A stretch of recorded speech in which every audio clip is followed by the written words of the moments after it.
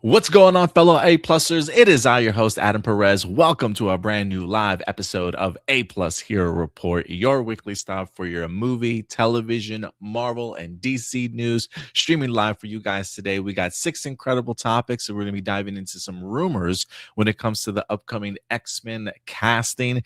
We also got some DCU news, as it seems as though the Blue Beetle is certainly set to make its return. We got some G.I. Joe movie updates for you guys and a ton more. So sit back, relax, grab your coffee, enjoy the show, and we'll see you guys on the other side.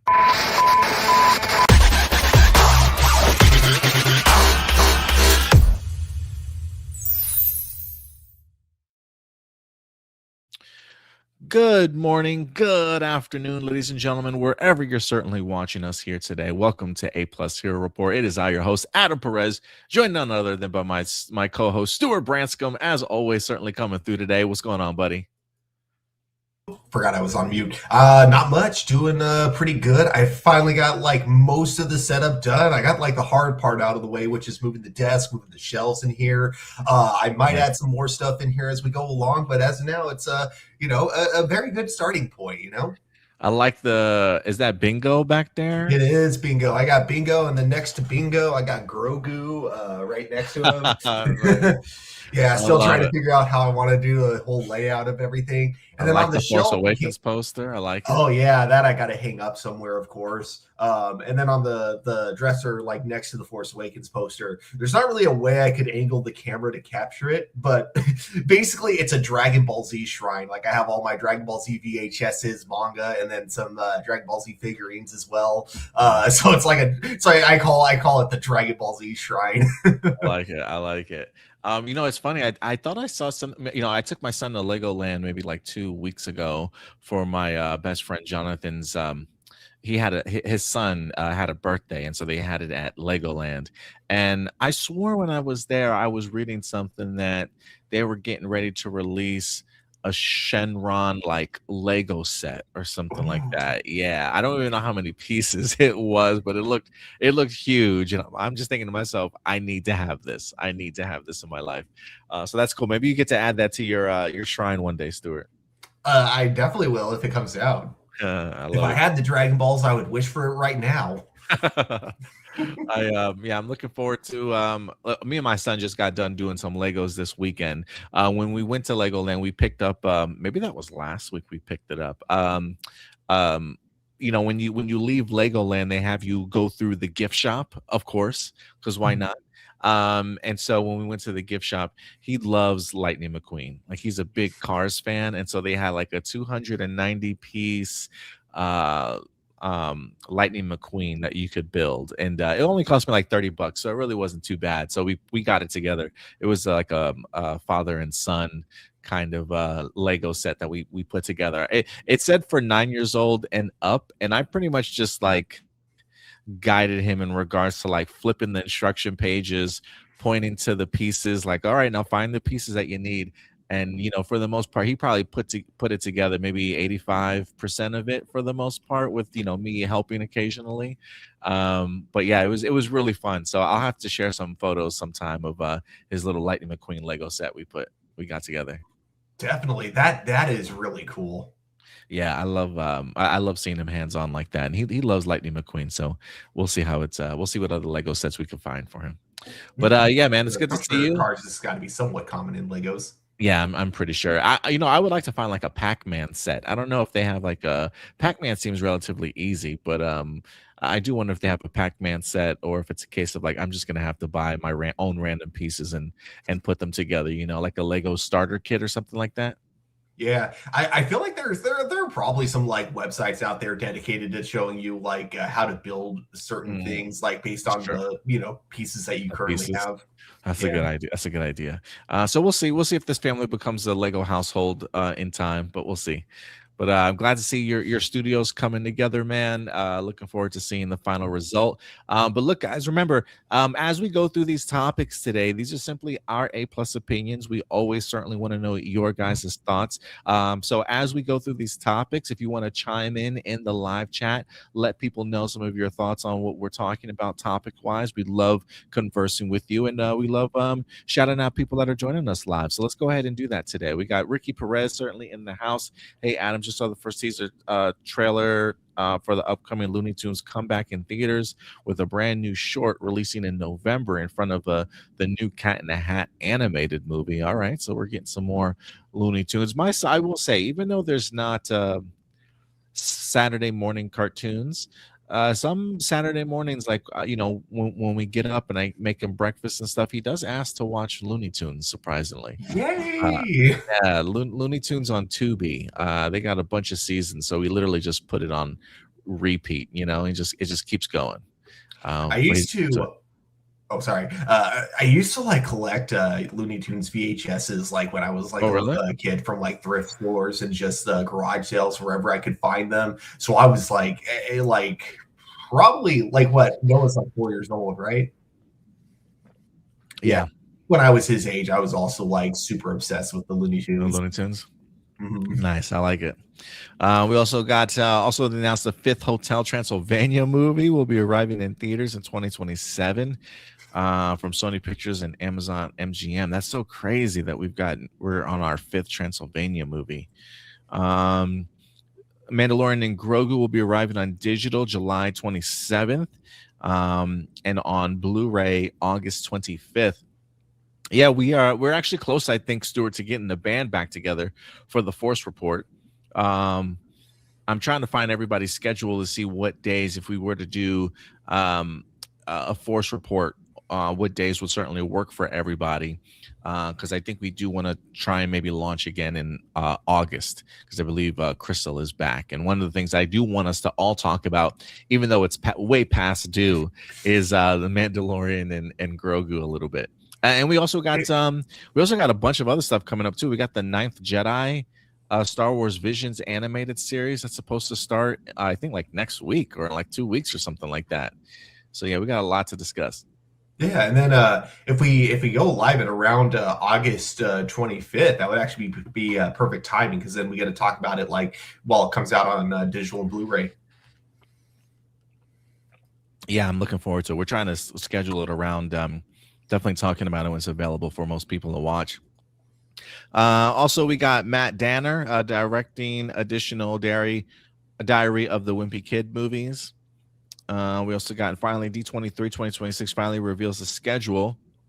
Walt Disney's slate panels with first look next year movies of 2027, including Star Wars, Starfighter, Simpsons movies 2, and The Incredibles. Okay, I'll have to find out.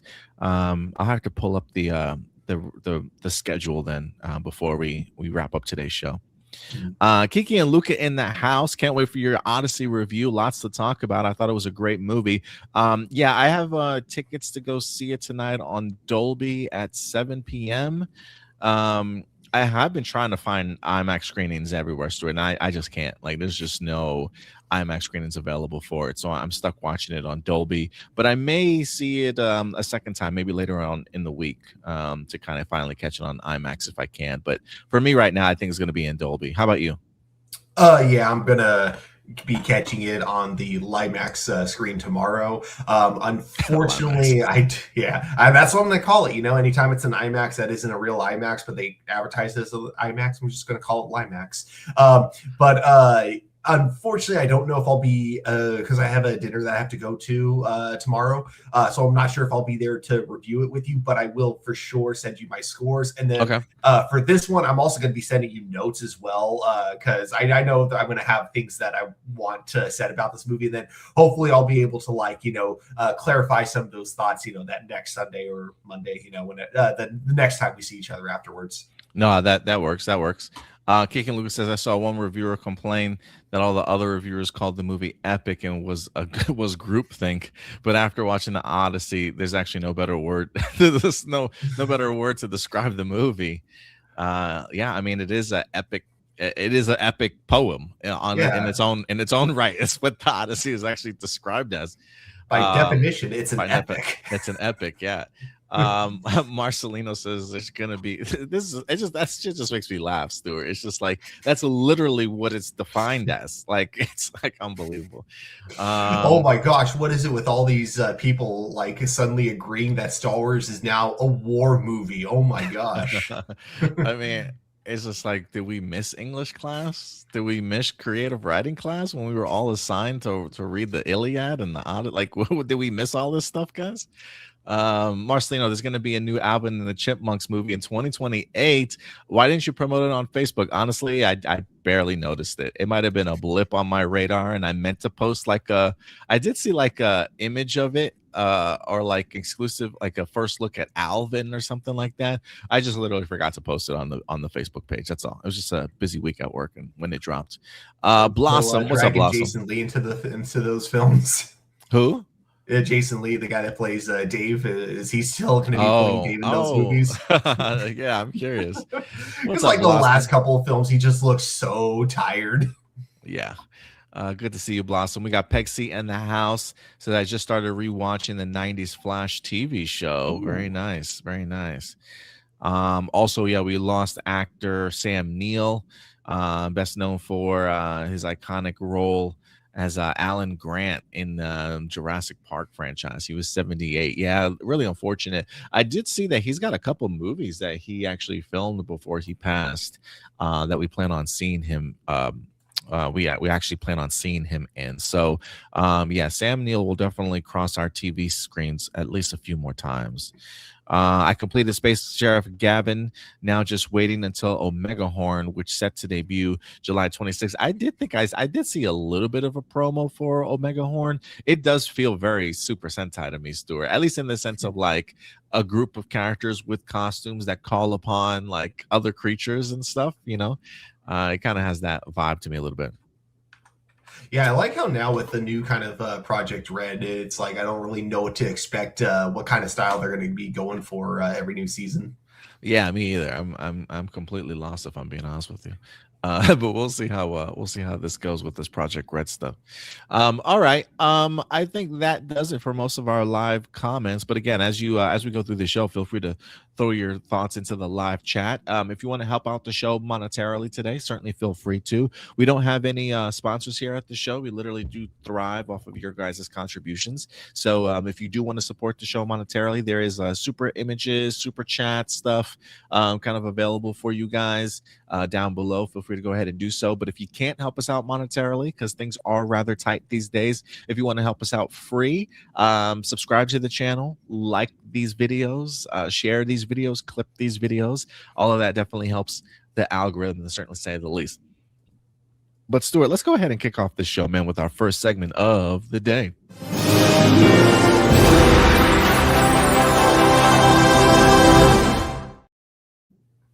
And if you are new to Honorable Mentions, this is a segment of the show in which we have topics that we felt you guys certainly deserve to know about, but just did not quite make our top 6 topics. But we definitely wanted to let you know some of these things. Did you want to kick us off, Stuart? You said you had a honorable mention. Yeah. So basically, Glory Hammer has come out with or not quite yet. It's like, I think coming out next month. They are releasing a new album. I believe it is called Space 1993 Wrath of Kor Viralath. I hope I'm saying that right. Kor Viralath, I think. But anyways, so those who don't know, I'm going to nerd out here for a minute. Glory Hammer is a power metal band that I discovered back during COVID through the song Hoot Force, which was not only such a catchy song, but had such a cool music video to go with it. So I always look forward to their music videos more than anything, even as much as their albums. Their albums are epic because they're basically concept albums, so they tell like this really epic story, and there is very few things on this world better than taking an edible and then putting in your headphones and then falling asleep to Glory Hammer. It is like one of the best feelings on the planet. So anyways, that to be said, there's a new album coming out. And those of you who might be curious about Glory Hammer, I would definitely recommend checking it out. The name of the song is Ultimate Sacrifice by Glory Hammer, and it is an animated music video, which is animated by Alex Henderson Animation, who has done like animation for several other music videos by Glory Hammer. And the animation for this one is like just absolutely epic. It looks cool like if you watch it on its own, but if you watch it like with prior Glory Hammer knowledge, there's like some really cool nods and everything into this, because it all takes place like during the final battle of the second album, which was the final details of which were left very vague. And I kind of wonder if it was because they knew like 10 years from now they were going to do a sequel to that album specifically in order to continue that story. But anyway, so all that to be said, yeah, Glory Hammer, new album. Definitely check out the music video if you have a chance. See if Glory Hammer might be a band for you as well. Glory Hammer, nice. Okay, yeah, I missed that, Stuart. Sorry, I had to run. I had to run outside real quick. But yeah, we're good. There was just something out there I had to get rid of.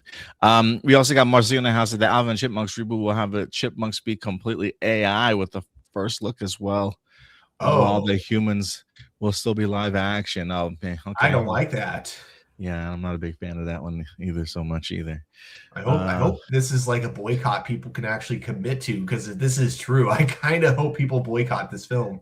You know, I have been hearing a lot about AI recently. Ben Affleck, I think, is starting an AI studio or something like that. I haven't looked at all the details. But I feel like Ben Affleck, I feel like I've been seeing Ben Affleck making some rounds trying to clarify some things in regards to like educate people a little bit more in regards to AI and his usage kind of in Hollywood, like its placement and stuff. I didn't know he was planning on starting an AI company, but he is he has started some type of AI company. I'm just not sure. I'm not exactly sure like all the details in regards to it, but I have seen reports circulating around it a little bit. I've also saw an article. George Lucas recently came out. I think it was talking about the idea that, you know, how AI is kind of inevitable and how they should really work to utilize an AI technology wise to enhance sort of like movie going experience and things like that in regards to integrating it into their movies. You know, with George Lucas being somebody who's always been such a pioneer when it comes to technology, I just found it interesting.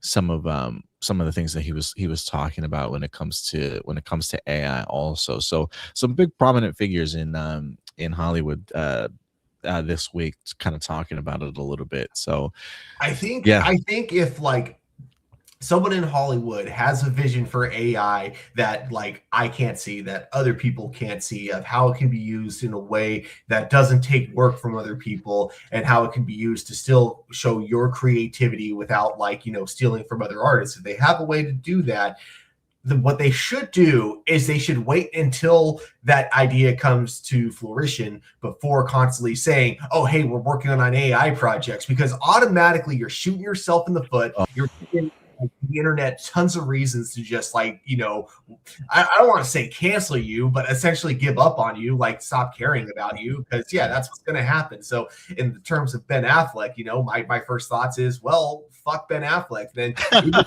Lucas, like I love George Lucas, and yes, he is definitely a pioneer when it comes to moving technology in the movie industry like further. But at the same time, I'm kind of like, don't say anything until you have something to show us, my man, or else I'm just going to think, yep, George Lucas is all for AI slop. So it's like, yeah, I think that if people were actually smart, if they actually do have this unique vision of AI that they want to prove people wrong with, they need to fucking wait until they actually have something to show us, instead of just constantly giving the same spiel of, oh, AI is inevitable, we have to embrace it, you know, because dear God, I have heard that so many fucking times, and I have yet to be proven that it's like anything, or sorry, there are AI tools that can be very convenient, especially if you are working like on your own for certain programs, like, you know, and I think that like organizing notes, for example, is what I personally like to use AI for. And I think it works great for that, but I don't think it belongs anywhere in the film industry. I don't think it really belongs in the art industry as a whole, but,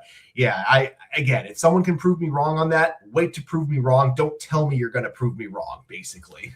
Yeah, I mean, like I said, I know Ben Affleck has been on several shows, kind of talking about that point. I haven't necessarily paid too much attention to it, but I would recommend, if you guys get the opportunity and are curious as to what they're at least saying, definitely go ahead and check it out. You can definitely find Ben Affleck stuff on YouTube for sure. Like I said, I've seen him in countless interviews talking about it. George Lucas's stuff, I think, just dropped this week, so definitely want to go ahead and give it a little bit of a read and see like what he's talking about fully in there. Couple other honorable mentions we've got. Believe it or not, we got ourselves a new Nightmare on Elm Street movie in the works, according to Paramount. This comes to us from the Hollywood Reporter. It says Freddy Krueger has a new home and is ready to carve up a new nightmare. Paramount Pictures has closed a deal for the U.S. rights to the original screenplay of A Nightmare on Elm Street, the movie written and directed by Wes Craven that kicked off the popular the horror franchise. The new Nightmare on Elm Street will hail from Paramount's new genre label, Paramount Primal, coming from producers behind the films like Barbarian and Friendship. So, yeah, it just says we look forward to bringing the world of Wes Craven's Nightmare on Elm Street to a new and completely engaged generation of fans. We know that Wes would have been thrilled to see how his horror is taking its long overdue place in the cultural canon. We can't wait for all of us to sit together in the dark theater around a campfire of today as the next chapter of Nightmare stories unfold. So it looks like they're gotten the rights to the original screenplay of Nightmare on Elm Street, and I would assume this is going to be like a reboot or at least a rehashing of the original film, but that's the direction Paramount is officially going here. And with, I guess it wouldn't surprise me based off of just how big horror is these days, and how, people are just really attracted to great horror movies, if I'm being honest. So I am kind of curious if that's one of their reasons behind this too.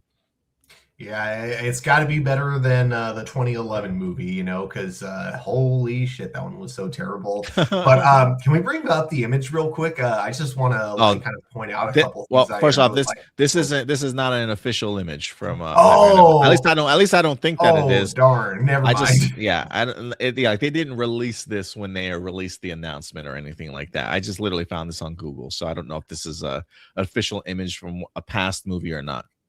Okay, I was going to say that is a lot of detail for just a simple concept art if it was, but okay, that makes more sense then.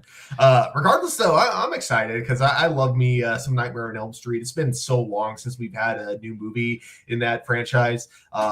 It is going to be hard for me to get used to the idea though of a Freddy who isn't played by oh crap, what was that guy's name? Sorry, I gotta Google real quick. Remember. Robert. It sucks because England. Robert England, right? Mm-hmm. Yeah. Oh my gosh. So, anyways, it's going to be hard to get used to the idea of a new Freddy without Robert England, just because he's literally played the role in every single film except for the 2011 movie, and he's always been one of the biggest highlights of all of them. So, yeah, I'm curious who they're going to get to play Freddy, how they're going to play it.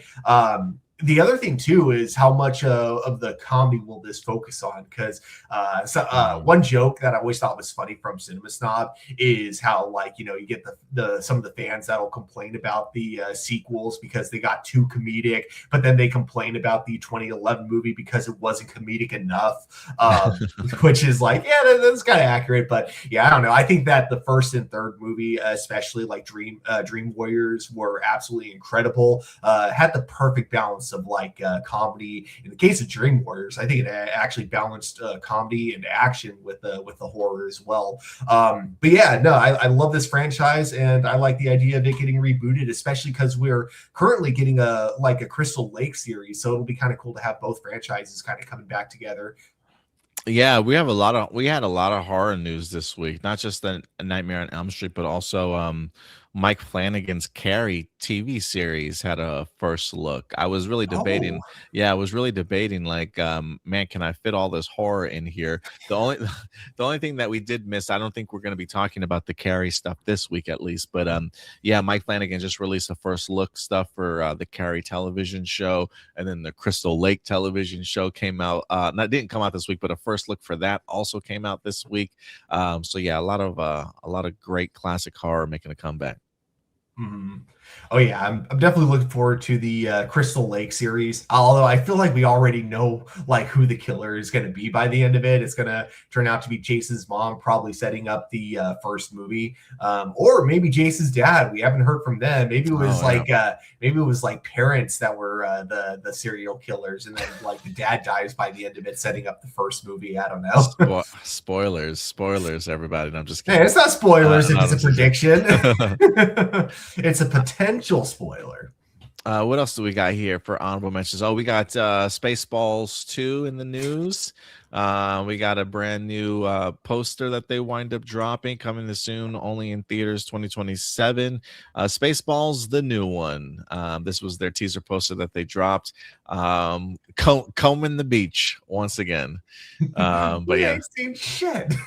I love it. I love I it. really hope they bring back the actor from Star Trek Voyager for that quick cameo, even though it's like literally on screen for like 2 seconds. We got Rick Moranis is coming back. He's going to be playing Darth Helmet, which has been great. They did drop a new synopsis too. I don't think I pulled the synopsis, but there's a brand new hilarious synopsis you guys should certainly check out if you get the opportunity to do so. But yeah, Spaceballs 2 set to be here in August of 2027. I mean, not August, but just in 2027 in general. Next up for honorable mentions, what else do we got in the news this week? Oh, the Batman part 2 is in the news here. For those of you who don't know, filming has begun. They have, in fact, I think we revealed this behind the scenes image that Matt Reeves dropped a couple of weeks ago. So filming is currently taking place. But Stuart, two big announcements this week. One, we did get a looks like they tried to do a camera test. They were doing some camera tests for the movie, and we do have our very first, I guess you could say, footage from Batman Part 2, or at least the camera test for it. I'm gonna go ahead and play this real quick. It's only like I don't even know if it's like 30 seconds long or not, but it starts off black for a while and then the image eventually comes through. So just be patient, but let's go ahead and play it for you guys.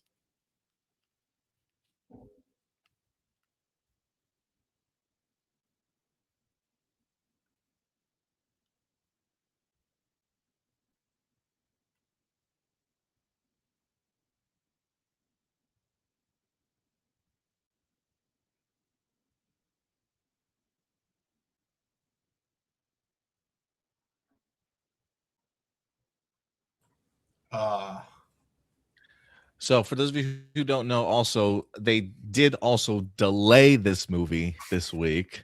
This is also a reveal for the brand new release date. Now, this movie was set to go ahead and drop in, I think, October of 2027, if I'm not mistaken. And now they have in fact pushed this movie back to February 18th of 2028, essentially making this a Valentine's Day sort of release film, if you will. So yeah, I don't know. I look, I am really curious as to the reason for the delay. I am kind of curious. I mean, filming's already kind of taken place, so the idea of them moving this film to another date feels a little bit odd to me. I mean, they've got over a year for them to still film and then do post production for this movie. I mean, maybe they felt like in hindsight, looking back, maybe they need a little bit longer when it comes to post production and maybe some effects or whatever the case may be. But the only thing that's worrisome to me, Stuart, when I see this February 18th date is, trying to remember James Gunn mentioning the idea of not releasing these two Batman films the same year. I always thought the plan was, let's go ahead and drop the Batman Part 2 in 2027, so that Brave and the Bold will be ready for 2028 kind of release. And now that we have the Batman in 2028, I'm starting to think to myself, where does that leave Brave and the Bold? Like, are we still planning on doing that for maybe later in the year of 2028? Or is James Gunn still going to be pretty hard set on the idea of like, I don't want to drop both of these movies the same year? Two Batman movies in the same year sounds crazy to me. So I don't know. I don't know how you feel about this delay and what it means for Brave and the Bold as a bigger picture. A cool camera test. It definitely gets me in the mood and like ready for like, I need my Robert Pattinson, Matt Reeves Batman back once again. Like, I'm ready for this movie already. But yeah, a little bit bummer on the delay, Stu. Yeah. I don't like that it's another delay, but I am glad that they're filming it. I do gotta say though, I was kind of hoping they were going to change the cowl for this movie. It looks fine, but it's definitely not my favorite. In terms of like different capes that we've seen from the from Batman costumes, but I think the writing will definitely be there, of course, but that one shot we got looks good. It looks like it has that same kind of really good cinematic kind of flair that the Batman movie had. As for the Brave and the Bold, I don't know. I think it's hard for me to make predictions about it because of like the fact that there's been very little in terms of announcements for the movie as a whole. But yeah, if I had to guess, if they are going to release it this year in 2028, it'll likely be like a Thanksgiving kind of release or Christmas. Like it'll be probably November, December. And that's probably why this one's coming very early in 2028 in February.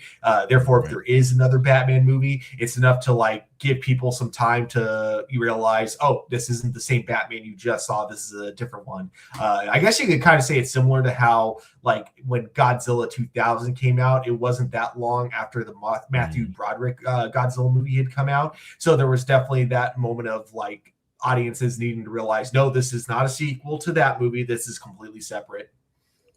Yeah, I mean that's a good point. I didn't necessarily think about that because I always was kind of curious too, like why that date of all dates, like why February of all dates. It's not really the most ideal time to release a movie, you know what I mean? But based off of I guess just based off of the idea of like, well, maybe we also have plans on doing another Batman movie that year, and so we want to try and separate it as far from each other as we possibly can. So yeah, we'll see how that one turns out. Another quick honorable mention for you guys: Aang, the Last Airbender, is in the news this week. Stuart, Aang, the Last Airbender is in the news this week, and you will not believe for what reason. Have you guessed? Do you know this news yet, Stuart? Oh yeah, I know it. Apparently, according to Variety, Avatar: Aang, the Last Airbender is set to play in select movie theaters to qualify for award. Yeah, for award qualifying run. The highly anticipated movie will debut on Paramount Plus on July 25th. For 1 week, though, Aang, the Last Airbender will screen in select movie theaters in Los Angeles and New York, is what Variety has learned exclusively. While film is primarily a streaming release and will have its debut on July 25th, it will also be set for an awards qualifying theatrical run from July 24th to the 30th with 3 showtimes per day. At the AMC Burbank Town Center 6 in LA, along with the AMC Empire 25 in Manhattan. The sign signal that Paramount will likely be campaigning Avatar Aang for next year's Oscars for Best Animated Feature and other accolades. I cannot tell you how ass backwards. Yes. I cannot tell you how ass backwards this sounds to me, Stuart. I'm so glad you brought this up as an honorable mention, because when I heard this news, it pissed me off so much, because it's like they have confidence that this film can get awards, and yet they don't have the confidence that it'll make money in the box office, and they're only putting it in theaters because they somehow think that like here's the thing, man. The people who give out the Oscars for like best animated picture, best visual effects, they're not going to go out of their way to watch a movie that you don't have enough confidence in releasing full time. No one whose decision it would be to give this movie a reward is going to see this if this is how you're going to treat the movie. In fact, like I almost don't want this movie to get any awards just to spite Paramount for this. Not to do with any of the amazing animation that I'm sure we're going to see or the incredible story that our great writers put together, but just out of spite for the fucking way this movie has been handled. It is just absolutely ridiculous. So I'm just saying, if this movie doesn't get nominated for anything in the Oscars, it is 100% Paramount's fault because why would anyone see him, like anyone who isn't a fan of this show, why would anyone go see it in select theaters if you don't even have the confidence to release it like fully? That's like ridiculous. So fuck you, Paramount. Fuck you so hard. Man, I have a potty mouth this podcast. I'm sorry.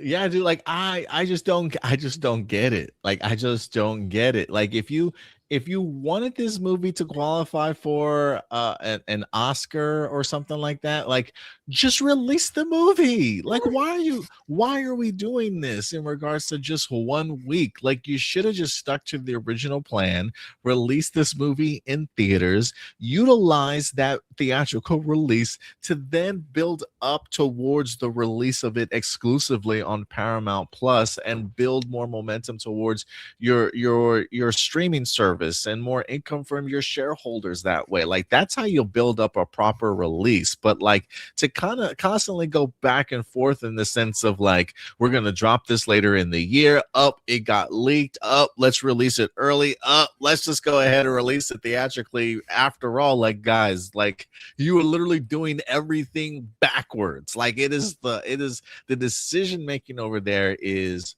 putrid. And I can't, like I really feel bad for the creative team behind this. Like I really feel bad for everybody that worked on this movie to constantly get the rug pulled under them and then things readjusted for them and stuff. Because now this is the first week that they're announcing, hey, we're going to drop this movie in theaters with like a week to go. There's like no promotion of this ahead of time in regards to marketing to get this movie in theaters. It's just, hey, we're just going to release this for you guys theatrically for a week. And only 2 cities in the entire United States. That's just so crazy to me, dude. Like just spend the money. Because if this movie walks away with an Oscar nomination and maybe even a win, oh my God, Paramount! Like the money that you have left on the table needs to be studied. Like the botch of this needs to be studied for real. I'm thrilled that people are going to get the opportunity to see it on the big screen because it deserves to be on the big screen. And we literally yelled to the high heavens last week when we watched the trailer, release this in theaters, Paramount. Like, what are you doing? And now I'm telling you, somebody's watching us, Stuart. Somebody's watching us because they're like, you know what? I know we only got a week to go, but we should release this in theaters. Yeah, you think? So, look, I'm glad that it's happening, but this is just, to me, the fact that now that it's happening just proves you could have just released this in theaters all along and we would not have had this problem, like whatsoever. This shit is just crazy, dude.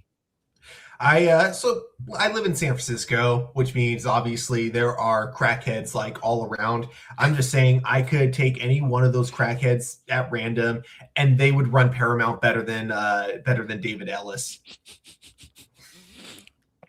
Yeah, man, give it to the crackheads, dude. Give it to the crackheads. That is how bad like modern CEOs are, especially like people like David Ellis, David Zaslav. Like, holy shit, they are just so terrible. It's like, the only way they get to their positions is through fucking nepotism because there's no way they fucking run Paramount. Look at the way David Zaslav ran Paramount into the fucking ground, or not Paramount, sorry, Warner Brothers into the ground. It's like. Man, how did these people get this position? I want to know. I'm like, do I have to dumb myself down to get like higher up in positions like this? Is this the key? Yeah, man, that's just crazy. And then last but not least, we do have some news in regards to, believe it or not, the Princess and the Frog.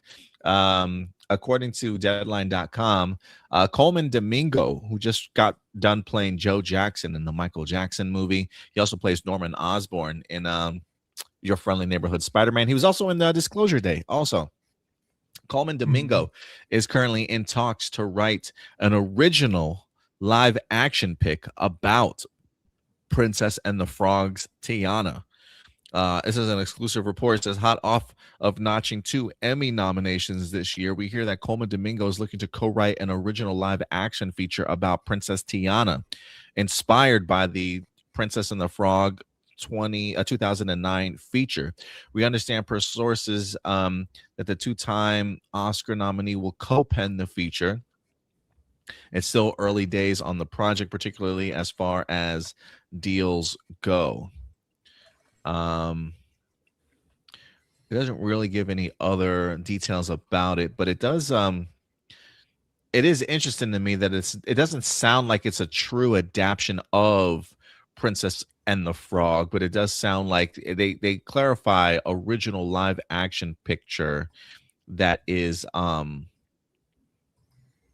inspired by it says original live action feature about Princess Tiana, inspired by the Princess and the Frog feature. So there's a part of me that kind of feels like, is this like a prequel that's about to happen, or what? I think that I am fascinated in it, in the sense that, some of these Disney live action remakes tend to not really do anything original or new or different with the source material, right? Sometimes they just copy things shot for shot, and they're like, here's our remake. This seems like it's kind of tackling that concept a little bit different. Maybe kind of like how Cruella was like inspired by the 101 Dalmatians, but it was kind of like its own thing too. So I do like its own perspective. So I wonder if that's kind of what they're doing in this regards for Princess Tiana. Wait, he voiced the Cowardly Lion? He what? Sorry, I'm looking through Coleman's IMDb, which, dang, I didn't realize it till now, but man, this has been a busy year for him overall. Yeah. But yeah, he voiced the Cowardly Lion in Wicked for Good. Ooh, I still haven't seen that one, man. It was on my radar to see. I love the first one. I never got a chance to see the second one. I didn't know he played the Cowardly Lion though. Yeah. I'd say the second one was all right. I think it's kind of like what people were saying about the play. It's kind of like accurate for the play in the movies, which is that the second act is just not as good as the first one. So I think adapting that was just something that people kind of accepted about it, is that it wasn't going to top the first. But it was still good. I liked it. But it's interesting though, because I've never the reason I checked his IMDb, because I was curious if he had written anything before. Yeah, he wrote apart from a short film and a podcast. Yeah, he hasn't written anything.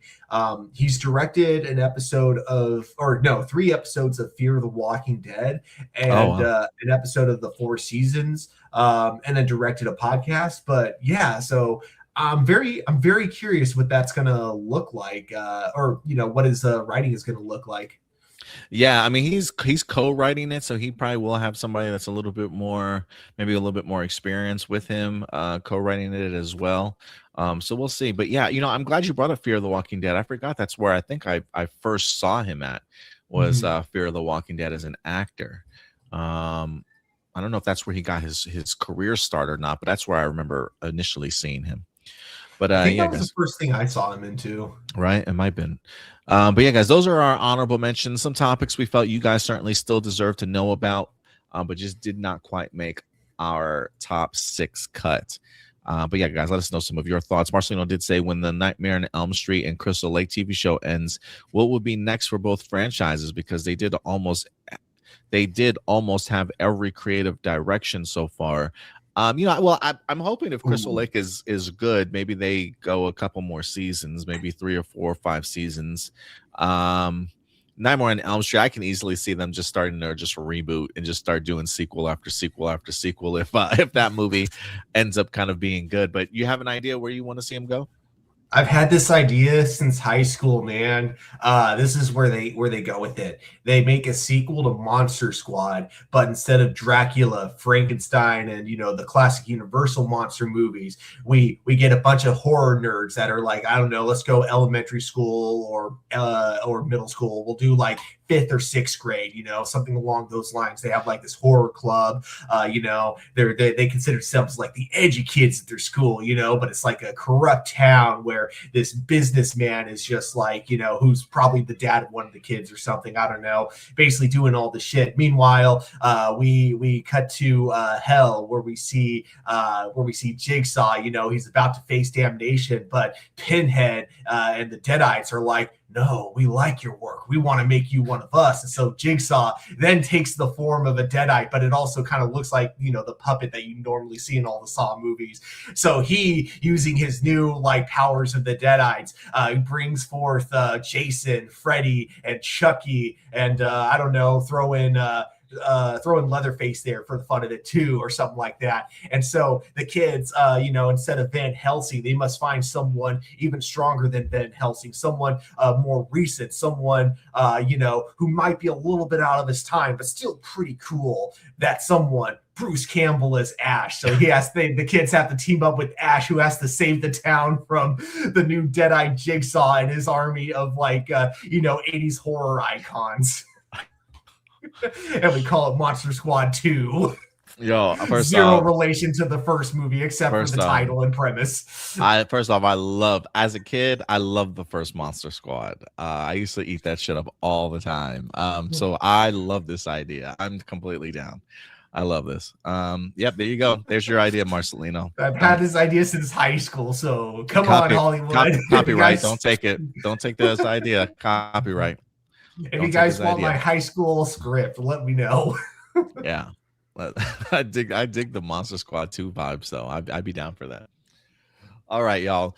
With that out of the way, let's dive into our episode this week. This is gonna be a fire ass episode for y'all. I'm just being dead ass honest because we got some incredible topics for you guys. First off, I love my thumbnail. I don't want to pat myself on the back, but I really am glad that I came up with this thumbnail. The mixture of some Blue Beetle, some Nova in here, and we got some X-Men casting rumors for you guys today.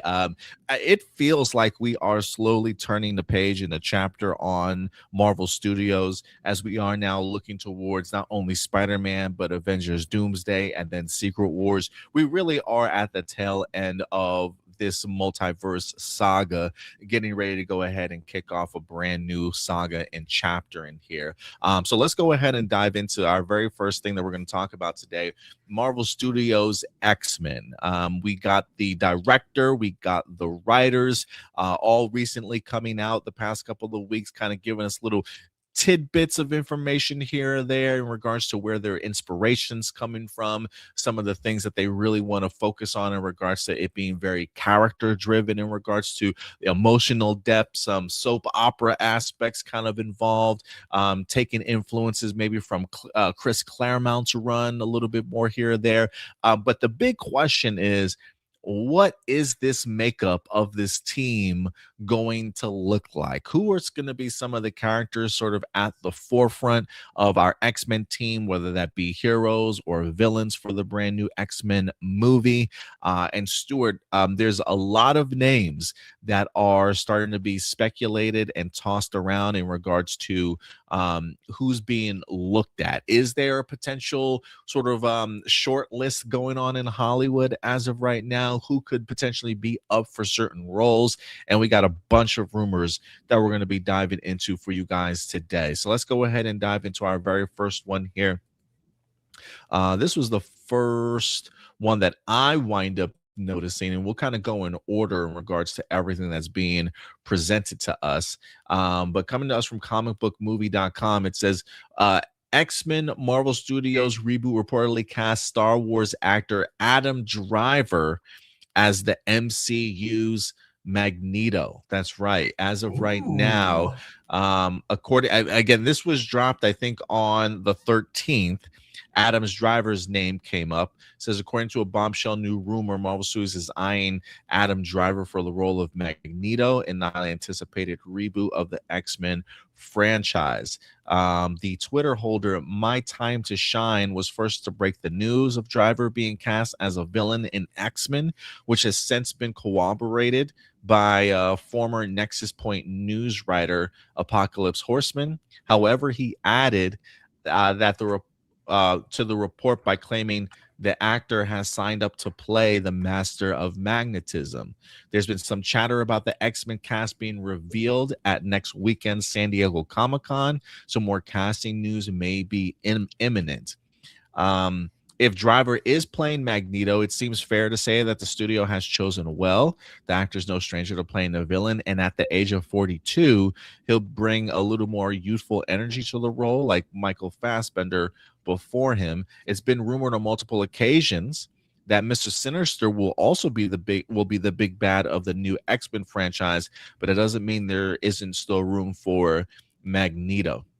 So I've actually have heard Adam Driver, when this news dropped, I have actually heard a couple things that he's either up for the role as Magneto, and I'm also hearing Mr. Sinister potentially as well, since they were talking about the idea that Mr. Sinister might be the big bad. It literally could be sort of either of those roles that Adam Driver could potentially be playing. But I will say that there's another name that Adam Driver's name is going to be associated with as we go in through here. But the fact that we've got two names already associated for Adam Driver, Stuart, just makes me think like if his name continues to keep popping up in this type of thing, it almost feels certain to me that he will be in this movie in some capacity, but it's still really kind of under the radar as to who he really is kind of going to be playing. But if I'm being real though, Magneto, Mr. Sinister, or anybody else, Adam Driver, yes please. I do love him as an actor. And I think he would fit any of these roles perfectly well, if I'm being honest. But I kind of dig this rumor if it turns out to be true. Yeah, I'm hoping for Magneto more than Sinister. Just because for Sinister, I feel like you don't even need a big name for that kind of character, because I'm assuming, knowing it's Marvel, he's likely just going to be a CG character like Thanos anyways. So, I would say that if you're going to use someone who's got more of like kind of not saying that this is the only thing Adam has going for it, because obviously he's also an incredible actor too. But I think that if you bring him in as Magneto, not only do you have the longevity, because Magneto is not someone you just bring in for one movie and then kill off. He's obviously going to be there for the entire franchise. So you get someone for the longevity. He's that perfect age range, I think, for like if you're doing like kind of a younger but not too young Magneto, one that has experience but one that isn't like quite to the same age as the versions that we get in the original Fox films. I think this is the perfect direction you take for it. Plus, like, Adam Driver knows how to do like nuanced characters, which is probably why like I still think that the Ben Solo movie that he had pitched would have been something really cool, because that's something we could have really seen in Ben that we didn't really get to see explored in Star Wars Episode 9 as much as I would have liked. So I think that this is kind of a cool I think Adam as Magneto would be Adam Driver as Magneto would be perfect. He just because he's got the range for it, and for the ladies, he's got the looks too. Yeah, they do love him some Adam Driver for sure. Wasn't he in Was he in Euphoria? No, he wasn't in Euphoria. He was in Girls, I believe, right? Was that the show he was in? I remember someone showing me a clip of him in that show and being like, okay, so someone at Disney saw this show and was like, this is going to be our main villain. I mean, it worked. Don't get me wrong. He was good, Kylo Ren, but I was like, he would not have been my first choice. I'm not going to lie, back in 2015. We also have some other interesting names that are being thrown around in regards to who our potential Charles Xavier might be. This also comes to us from comicbookmovie.com as two names that are seemingly being tossed around. Bill Skarsgard and Patrick Wilson are potentially being eyed to play Charles Xavier. It says, following the news about Adam Driver, the insider My Time to Shine is reporting that the It Welcome star Bill Skarsgard is also in talks to join the movie. The scooper believes he's in line to play Professor X, though another outlet, Night Edge Media, I'm not familiar with them, has added that that's a role that Watchmen star Patrick Wilson is also being eyed for. Either one of them would arguably be a good fit for the leader, and this could ultimately come down to who Marvel Studios believes will make the better foil for the Master of Magnetism. Both actors would bring something very different to the role, though we don't currently know how Charles Xavier will be portrayed in the MCU. He could be the classic Professor X who was wheelchair bound, or something more akin to the version of the Krakoan age for the X-Men. There is a big age difference, though, here. Skarsgård is 35 and Wilson is 53. So, that alone, just from age, makes me wonder, like, these feel like these would be two completely different Professor X's in regards to like just personality traits, age-wise, and things like that they're kind of going for. So the age discrepancy does make me a little hesitant to believe that one of these may be up for the role. But again, it really would come down to what they're trying to aim for when it comes to their Professor X. For what it's worth, he has told Nexus Point news writer has told his followers Storm is being cast right now alongside Cyclops, Rogue, and others, but they don't have anyone yet.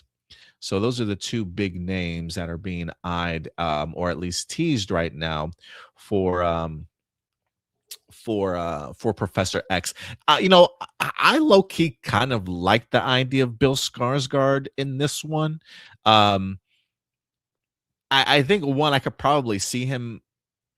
I think he could probably pull off a bald Charles Xavier, or even one with hair. The First Class, Charles Xavier had hair when James McAvoy was playing him originally, so maybe they can kind of go that route. The 35 feels a little bit young to me in regards to being a teacher, but maybe not too far off. I mean, if he's 35 and Magneto is 43, that's really not a huge age discrepancy, but it feels still a little bit too young for me in regards to Professor X wanting to lead a group of 20 somethings.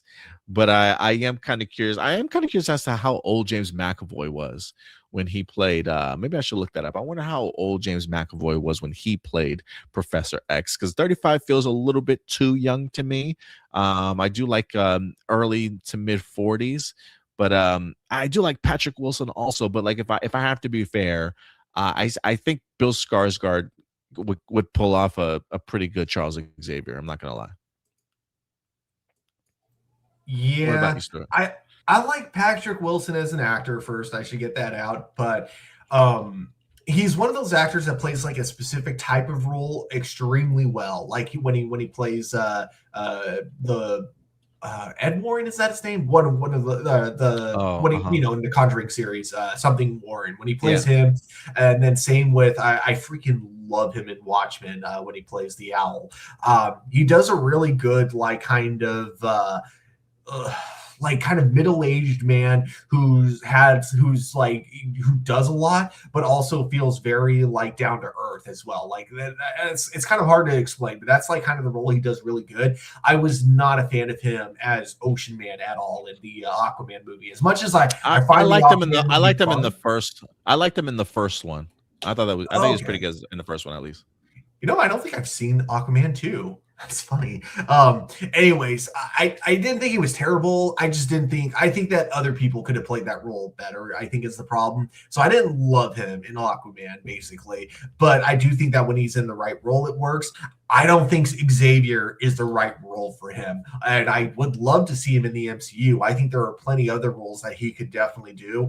Just I don't think he's right for Xavier, if I'm being honest. Now, Bill Skarsgard, on the other hand, I think that's a really unique choice. I think the thing that would be hard for me though is that Bill Skarsgard, especially like as I'm picturing him bald, it feels more menacing than anything. I'm like, ooh, how is this guy gonna, feel like kind of a warm, welcoming teacher, like the same way we get from James McAvoy and Patrick Stewart? Like, how is he gonna pull that off? And I'm sure he can just fine. But yeah, it's definitely going to be a weird one for me to like picture until I get some like set photos or something like that. But I think between the two, I would definitely have to go with Bill Skarsgård. I love him as an actor. Plus, not to mention, like I know we were talking about how like Professor Xavier should have some age to him. I do think we can like kind of pull that off with like a little bit of makeup, or it's Disney, so they're probably going to go the digital route and you digitally make him look older or something like that, if they choose to do that at all. But yeah, I think that Bill Skarsgård, and plus younger, so they can keep him around a lot more. I don't know if Patrick, I mean, he does the Conjuring franchise, so maybe he is a franchise kind of guy, but I'm not too sure how long-term he would be compared to Bill Skarsgård, where it's like Bill Skarsgård seems like the kind of guy that loves to do the franchise type of films. Then again, he was in Aquaman and Conjuring, so maybe Patrick Wilson's also a franchise kind of guy, so maybe. But regardless, I think I'm going to go with Bill Skarsgård for my pick as Xavier if I'm picking between the two. I mean, maybe they could pull it off. I just looked up James McAvoy. He was 32 when he played Charles Xavier in X-Men: The First Class. So if James McAvoy can play a 32-year-old something Professor X, Bill Skarsgård might be able to go ahead and pull that off at 35 also. 35 also. I will agree with you though. Like when I think of Bill Skarsgård, oh, I think I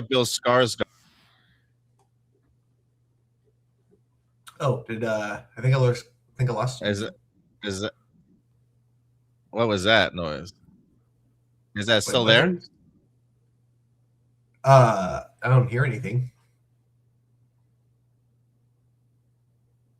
Now you're muted.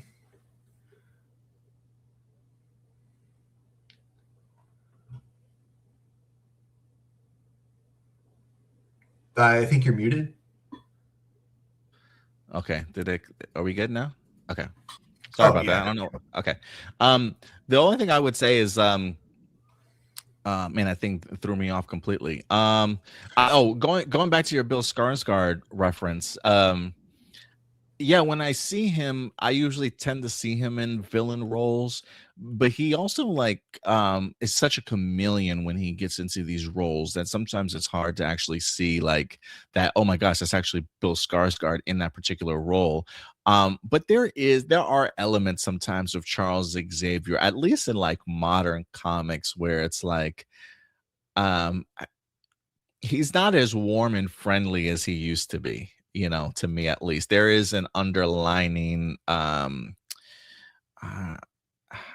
don't necessarily know how to say it. Sometimes Charles has his own intentions in mind secretly, I think. So I wouldn't say he's like the warm grandfather uncle type sort of thing. He may present himself that way sometimes, but I do think that there are, not to say that he's got villain like motives or anything like that, but his intentions, I think, can be a little bit self-centered at times, and in turn maybe make a wrong decision here or there. So I don't mind a Professor X that I think is on that fence a little bit, or kind of plays that role in the sense of he can be welcoming, but when you see him, you think that maybe there's something else kind of going on that he's not quite telling you, and I think Bill Skarsgård can kind of pull that off. But I don't know. We'll see if that ends up ringing true or not if he winds up being cast. But those are some of the names. And we got one more bit of information, because I did say there were 3 people that Adam Driver's name continues to be attached to. I'm going to go ahead and bring up the most recent article that just dropped. This one actually came to us on the 16th, so about 3 days ago. This also come from Nexus Point News. Adam Driver eyed for a villain, an X-Men, and then they also refer to Tremel Tillman, who's going to be in the upcoming Spider-Man Brand New Day, is set to return as William Metzger. So it's already been confirmed who Tremel's going to be playing in Brand New Day, but we'll continue this. It says news circulated this past week that Adam Driver was in talks to join Marvel Studios' upcoming X-Men. We can confirm that Driver is indeed being eyed for the project, though not for any of the previously reported roles. Sources tell Nexus Point News that Driver is considered to play a villain in the X-Men and is likely the iconic anti-mutant villain William Stryker. So they think he might be playing William Stryker. Meanwhile, Tremel is set to make his MCU debut as William Metzger in Brand New Day, as we first reported. Sources tell us Tillman will reprise the role in the upcoming X-Men film, aligning with our earlier report that the actor signed a multi-project deal with Marvel Studios. The crossover is fitting, as William Metzger is another character known for his hatred of mutants. Nexus Point News has reached out to Marvel for no comment. So we got William Metzger from Brand New Day that's going to be reprising his role. And now news sources, to go along with the other sources, are telling us that they believe Adam Driver is actually going to be playing the anti-mutant villain William Stryker.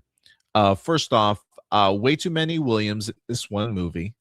We don't need this many Williams. We probably don't need this many anti-mutant villains in one. My thing is, like, I'm not too familiar with William Metzger's name when it comes to the X-Men comics. So if you guys are familiar with William Metzger and his role in the X-Men comics, let me know. Maybe he's worked very closely with William Stryker to kind of make this happen. But I don't know. There's a part of me that just feels Adam Driver's too big of an actor for a William Stryker role. But I guess I shouldn't say that, because we just had a phenomenal actor play William Stryker also in Days of Future Past.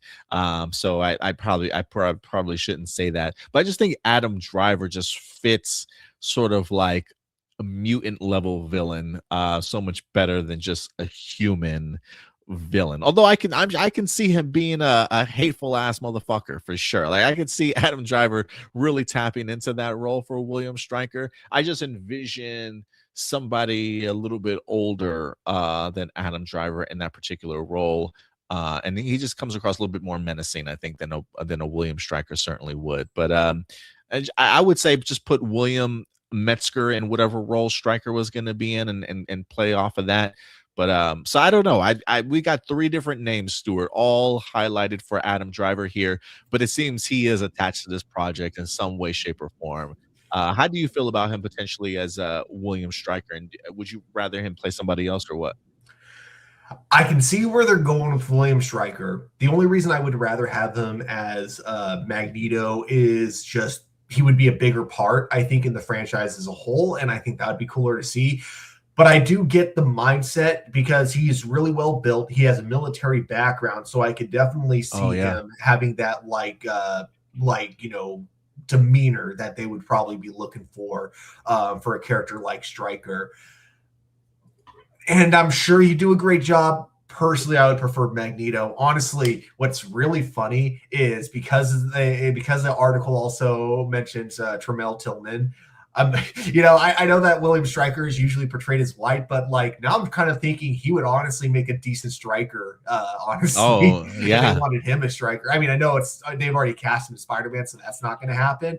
But I think that's what's funny is now I'm thinking he would be a good Stryker. But yeah, I don't know.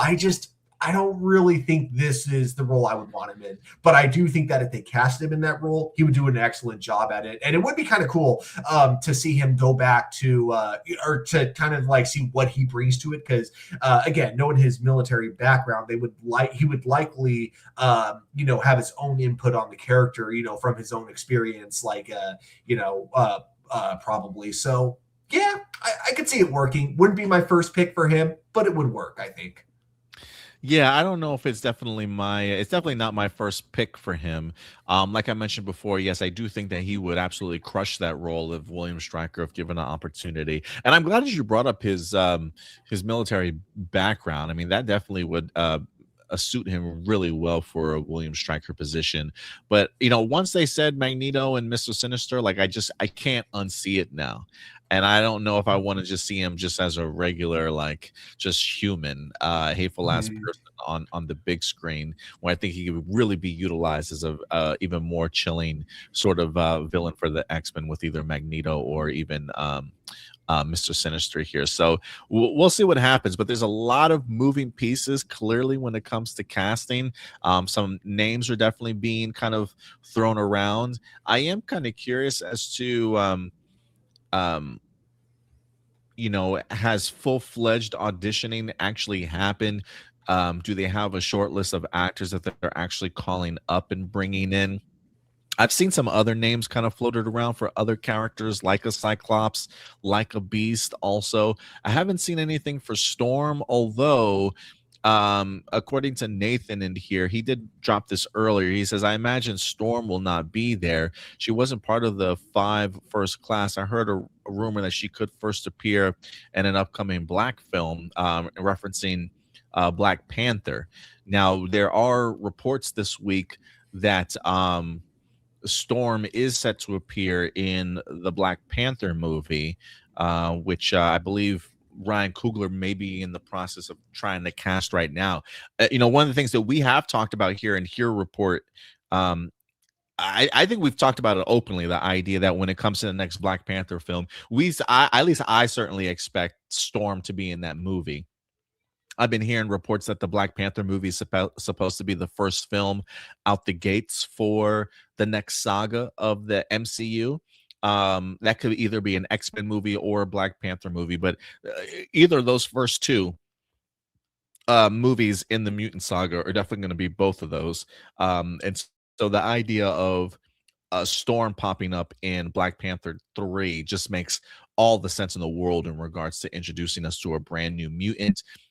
Whether or not she's going to be included in something like our first X-Men movie, or if she's included in like a cameo or a post-credit scene for like a future X-Men movie, who certainly knows. But yeah, I definitely expect Storm to be in either Black Panther, and hopefully we get some more news at San Diego Comic-Con. I don't, rumors are saying that they're going to reveal the cast. I don't think you need to reveal the cast yet, though.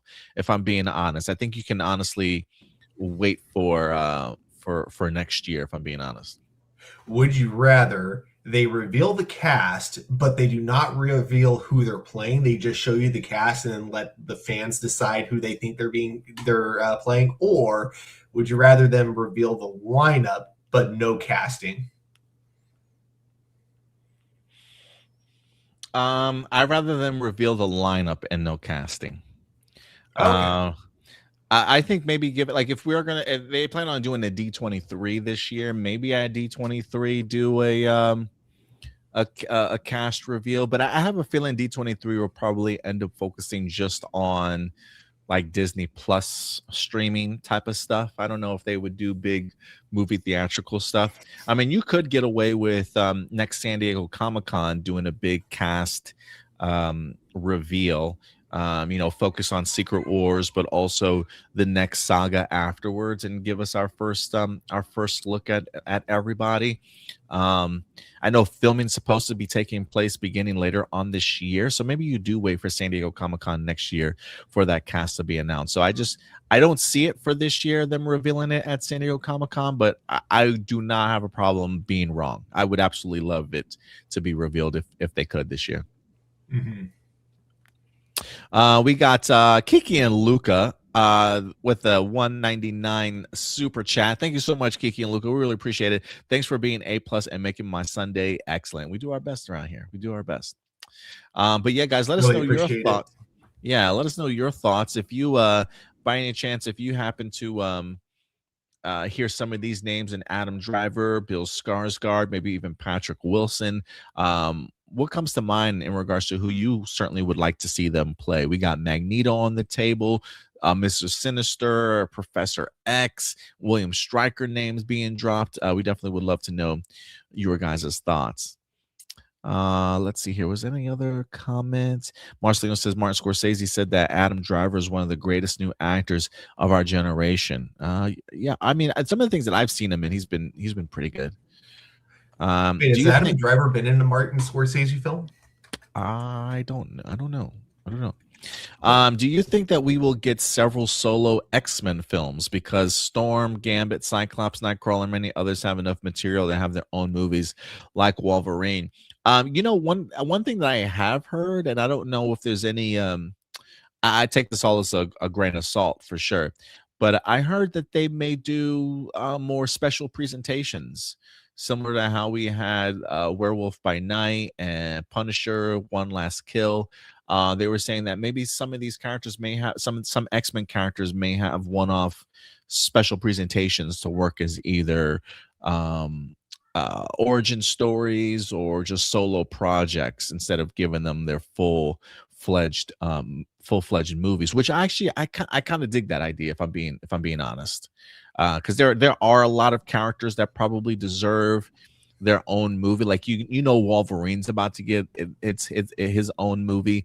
Maybe you can get away with like maybe one or two other solo X-Men characters. But the idea of special presentations for some, I don't want to say unknown characters, but I think the special presentation 45-minute episode would really work wonders and help you balance out the idea of like, we still need to make X-Men movies, but we also got to balance like, we still need a slate for Fantastic Four and future Avenger movies and things like that also. So the solo projects and their choices moving forward will definitely be an interesting one. So it'd probably be a mixture of both, Marcelino. But I if the rumors are true, I expect more special presentations than solo films. Do you like that idea? Yeah, I like the idea of using special presentations to expand certain characters. Plus, they don't even have to be like as long as the previous ones that we've had, which have I believe they've usually arranged around like 50 minutes, if I'm not mistaken. You could probably do them as like actual short films, and it would still probably be really cool to see.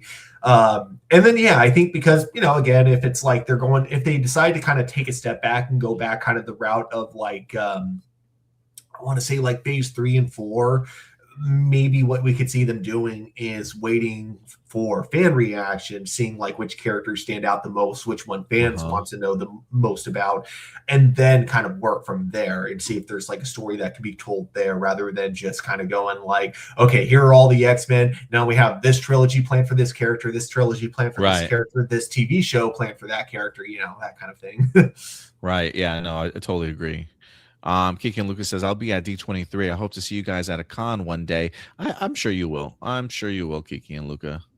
I will definitely be going back to WonderCon next year for sure. So if you are at WonderCon, we will see you there. All right, but with that out of the way, guys, let us know your thoughts again on some of these casting rumors. I'm looking forward to this next chapter when it comes to the MCU. Speaking of the MCU, though, we do have another development here on a character that has been sort of in the works for quite some time. For those of you who are not familiar, the character Nova has been a big fan favorite when it comes to the comic books. People have been requesting his presence in the MCU for quite some time. Definitely would open the doors for more cosmic adventures, to say the least. We've already kind of been introduced to the Nova Corps in the MCU movies as well. And a lot of us have really just been waiting for Nova's arrival. Now, this is definitely a project that has been kind of in developmental hell for years, for a long time teased as a movie, and then eventually teased for a long time also also as a television series. And then now, just recently, once again, Stuart, it sounds as though Marvel Studios is set to develop Nova as a movie. So much so that they also announced a potential writer attached to the project. So let me go ahead and pull up this article. I believe this one comes to us from deadline.com for a project that has been off and on. This might be one of our first credible sort of like new wrinkles in the production. But it says Michael Waldron developing a Nova movie over at Marvel Studios. It says after rumors started to spread of a potential Nova project from filmmaker Michael Waldron last week, sources now tell Deadline that the Chad Powers creator is developing a feature film around the comic at Marvel Studios. Insiders stress the project is still in early development, but that Waldron is on board to pen the script with an eye to even direct the project if it moves forward. The studio had initially been developing the comic as a TV show with Sabir Perzada penning the script, but ultimately shelved that idea last year. Last week, the title came up again when Waldron's WGA card was leaked, with the project being listed as a credit, leading to the reveal that Waldron has been brought on to tackle a new pitch. Waldron has strong ties with Disney and Marvel, going back to when he penned Doctor Strange in the Multiverse of Madness, and has been the showrunner on their biggest TV show, Loki. So he's taking his talents from the MCU and now attaching it to a Nova movie where he may potentially even be the director on board. Um, them talking about this being kind of still in early development doesn't surprise me. Although for a project that has been kind of off and on, I was really hoping that they would be a little bit further along with this, if I'm being honest with you.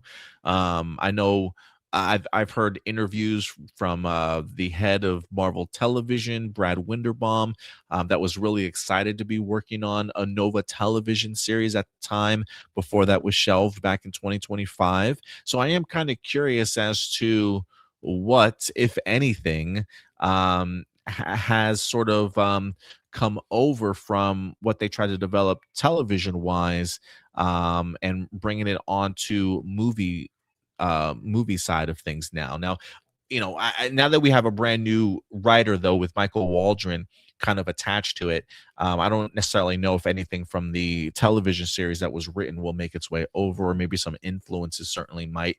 But I kind of dig the idea of Michael Waldron being attached to this. When they first announced Michael Waldron being attached to a lot of different projects in the MCU originally, one of the things that we talked about was Michael Waldron's going to become sort of like a household name when it comes to Marvel Studios. I had a feeling that he was going to be attached to a lot of the projects, and the projects that he tends to touch have definitely worked out for them. Now, I know people certainly had some of their issues with in the Multiverse of Madness, maybe too clunky, maybe too many things kind of going on at once. But I still really enjoyed that film overall in regards to what it was trying to accomplish. And then the Loki series just really blew me away, especially just improving upon itself from season 1 into season 2 and just doing something incredible with that show. So for Michael Waldron to now be attached to bring Nova to life, it just definitely just works for me. I think Michael Waldron also comes from that batch of like Rick and Morty writers from the past. So he definitely has that type of vibe and energy that I think really works well for like, especially just like cosmic entities and working out in space and things like that, and in the sci-fi kind of realm. So I definitely expect something interesting from him here. I don't necessarily know if Nova is something that I would want him to direct. But from a writing standpoint, I'm all on board. I always worry when there is a first time director attached to a really big sort of uh, summer blockbuster kind of tentpole movie, if you will. And Nova just feels like it has the ability to be something like along those lines. And so I don't necessarily know if I need a first time director trying to bring a popular character like Nova to the big screen, right? Like at least with the composer Michael Giacchino, who wanted to direct his own project, they at least gave him a special presentation in Werewolves by Night to go ahead and do that, get his, get his foot wet type of thing, get some experience under his belt. They didn't give my man like a big MCU movie. And so that would be my only concern and worry here is I would rather him, especially as somebody who wants to direct, I'd rather him just focus on the writing and not necessarily take on a big project where he has to do the writing and the directing all on his own sort of thing. So let's take some baby steps here with Michael Waldron in regards to directing, but from a writing standpoint, I do like the pick for a Nova movie. And despite this still being in early development, like anytime I hear early development, to me, this screams, hey, we would like to do this, but we're not that far along yet to completely commit to this being officially greenlit. So to me, Nova still feels like a project that's up in the air. But now that we at least have a writer attached to it, it makes me think to myself, there's a potential that this certainly could definitely happen down the line. So we'll see. But I am a big fan of the choice here. Maybe not directing, but from a writing perspective, I'll give Michael Waldron the benefit of the doubt here that he's got an idea in mind.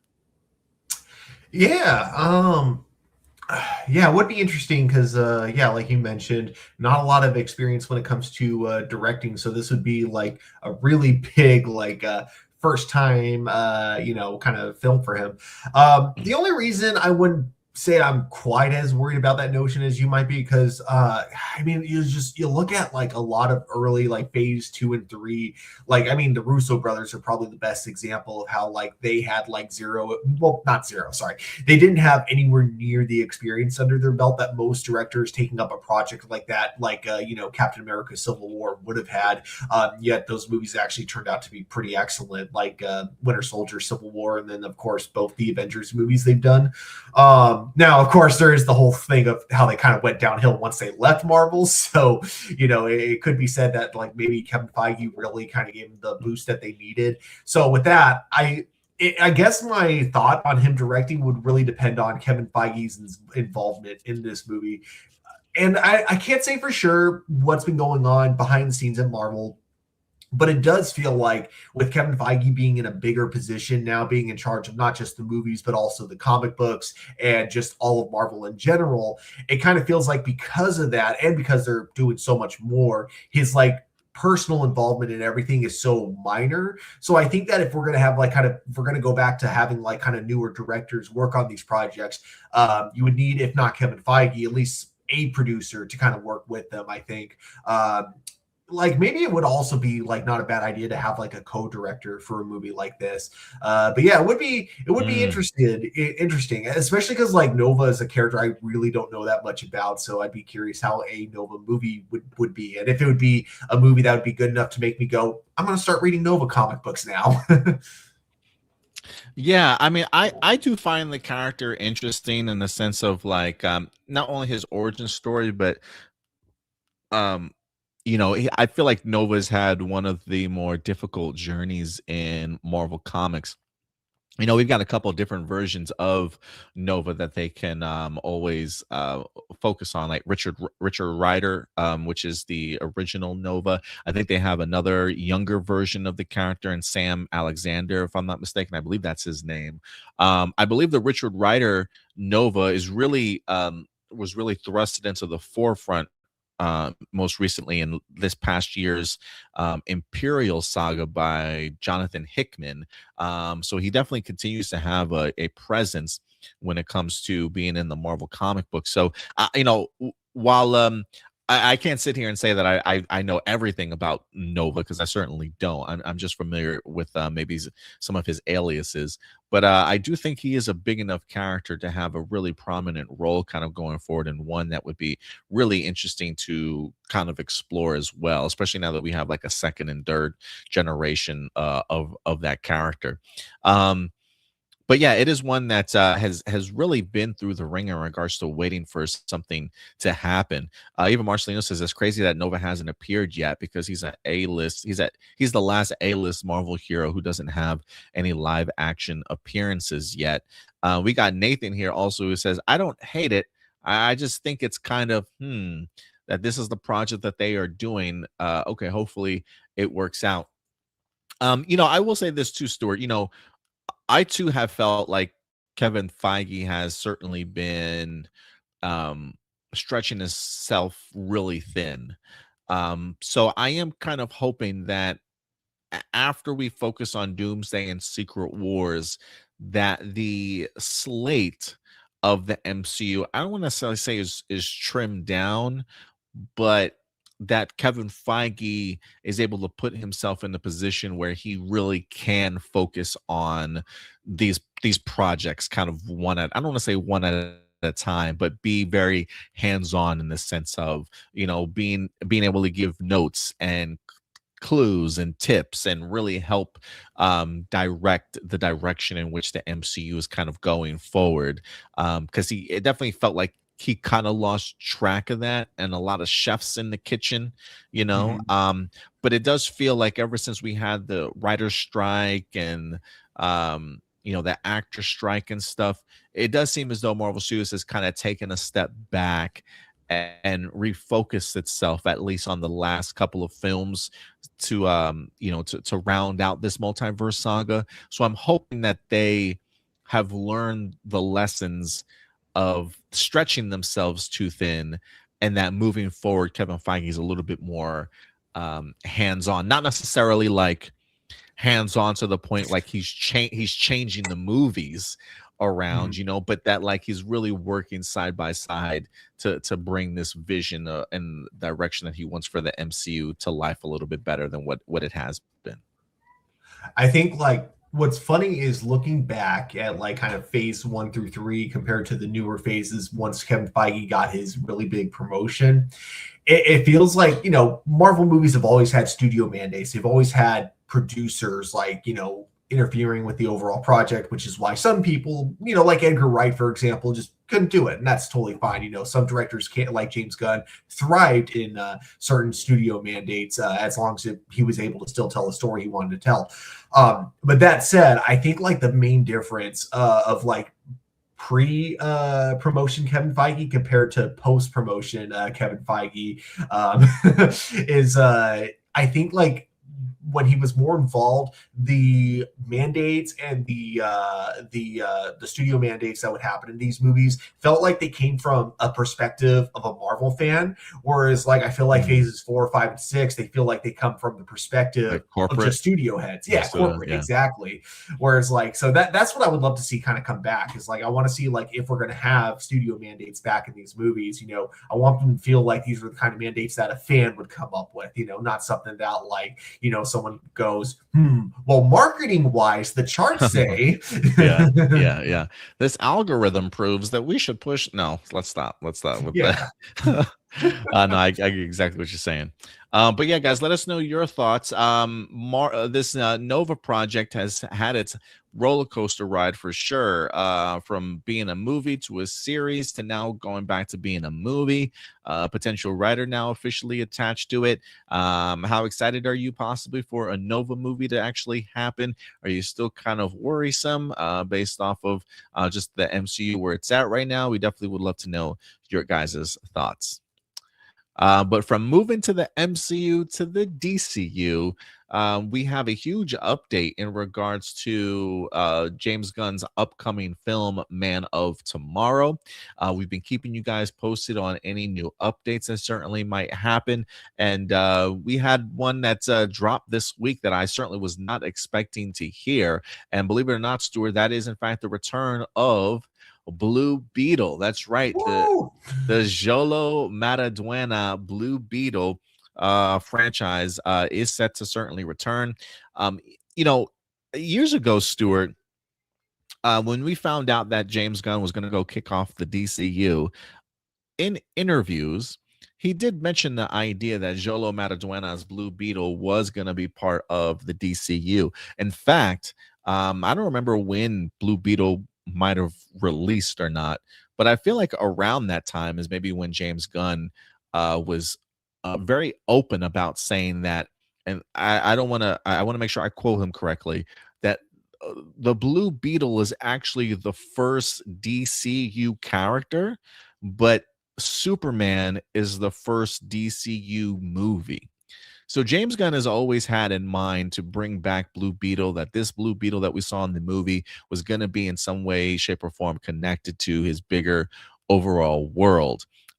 We had news that there was supposed to be an animated series from Blue Beetle. We haven't necessarily heard so much about that, but from a live action standpoint, Blue Beetle is set to join the Man of Tomorrow film. That's right. Xolo Mariduena is joining the movie. Let's go ahead and pull up this article. This one actually comes to us from deadline.com. Xolo Mariduena to return as Blue Beetle in Superman sequel, Man of Tomorrow. It says, surprise, Xolo Mariduena will be suiting up as the Blue Beetle again as part of the cast for Man of Tomorrow. Sources close to production confirmed to Deadline. This is the first time he'll play the character since his 2023 film. Mariduena joins the previously announced cast. So we've got Superman in here, Lex Luthor, Brainiac, Lois Lane, Jimmy Olsen, Eve Tessmacher, Hawkgirl, Guy Gardner's coming back, Mr. Terrific's coming back. And this article even insinuates Adria Arjona as Maxima. Aaron Pierre is also set to star as Jon Stewart. It says back in 2024, Deadline announced exclusively that the Blue Beetle animated series was in the works.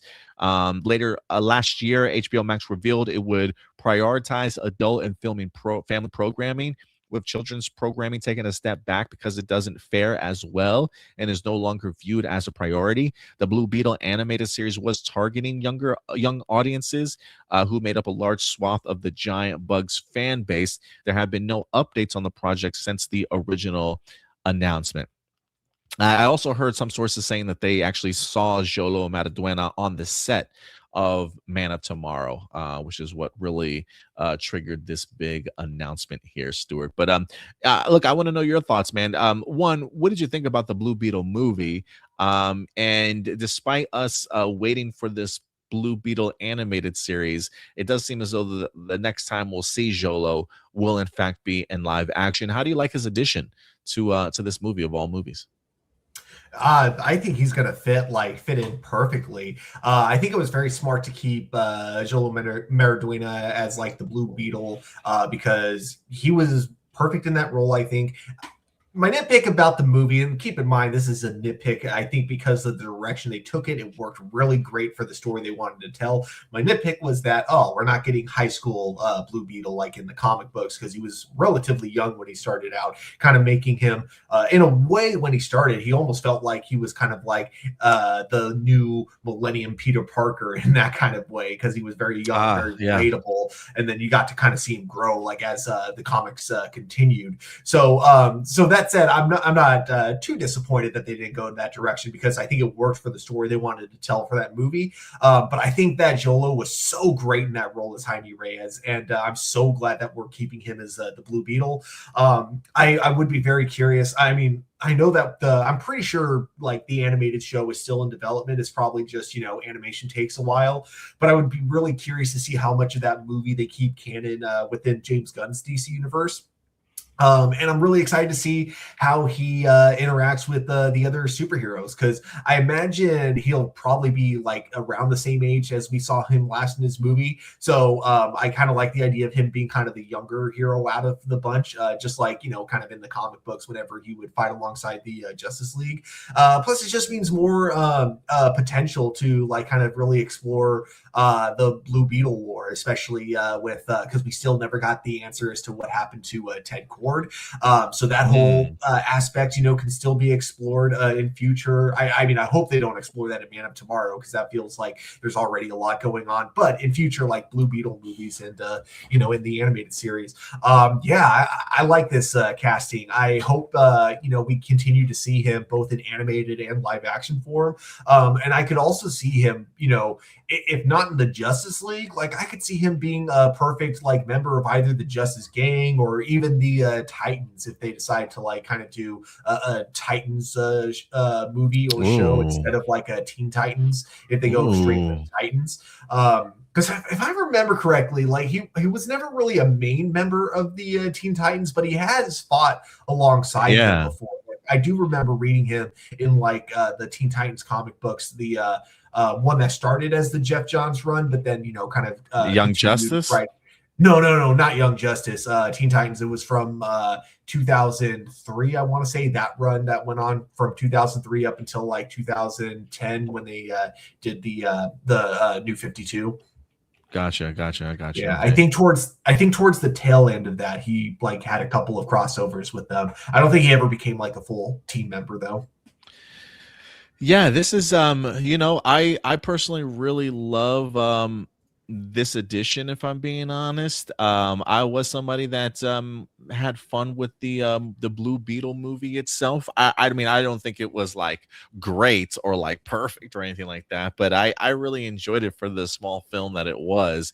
I thought Xolo Mariduena really killed it as Jaime Reyes.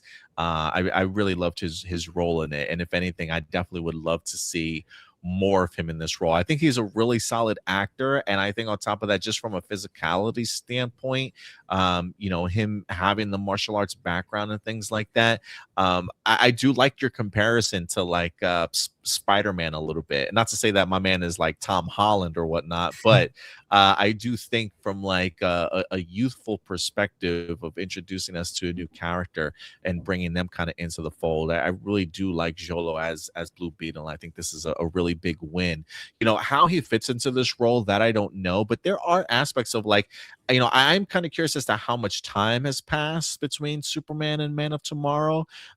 Is this a place of where like the Justice Gang, after what happened in Superman, is like continuing to grow now, right? Like, is he just a new member of the Justice Gang, which is why he's kind of brought back into this, is thrown into this fold? If we already have like Hawk Girl, if we already have Guy Gardner, and Mr. Terrific, I am kind of curious if Metamorpho is going to pop back up in here, because I could easily see after the events of Superman, if more attention towards the Justice Gang kind of came about, and now they have to kind of open up their recruitment doors, and one of those people that just happened to now be a part of the team also is Blue Beetle.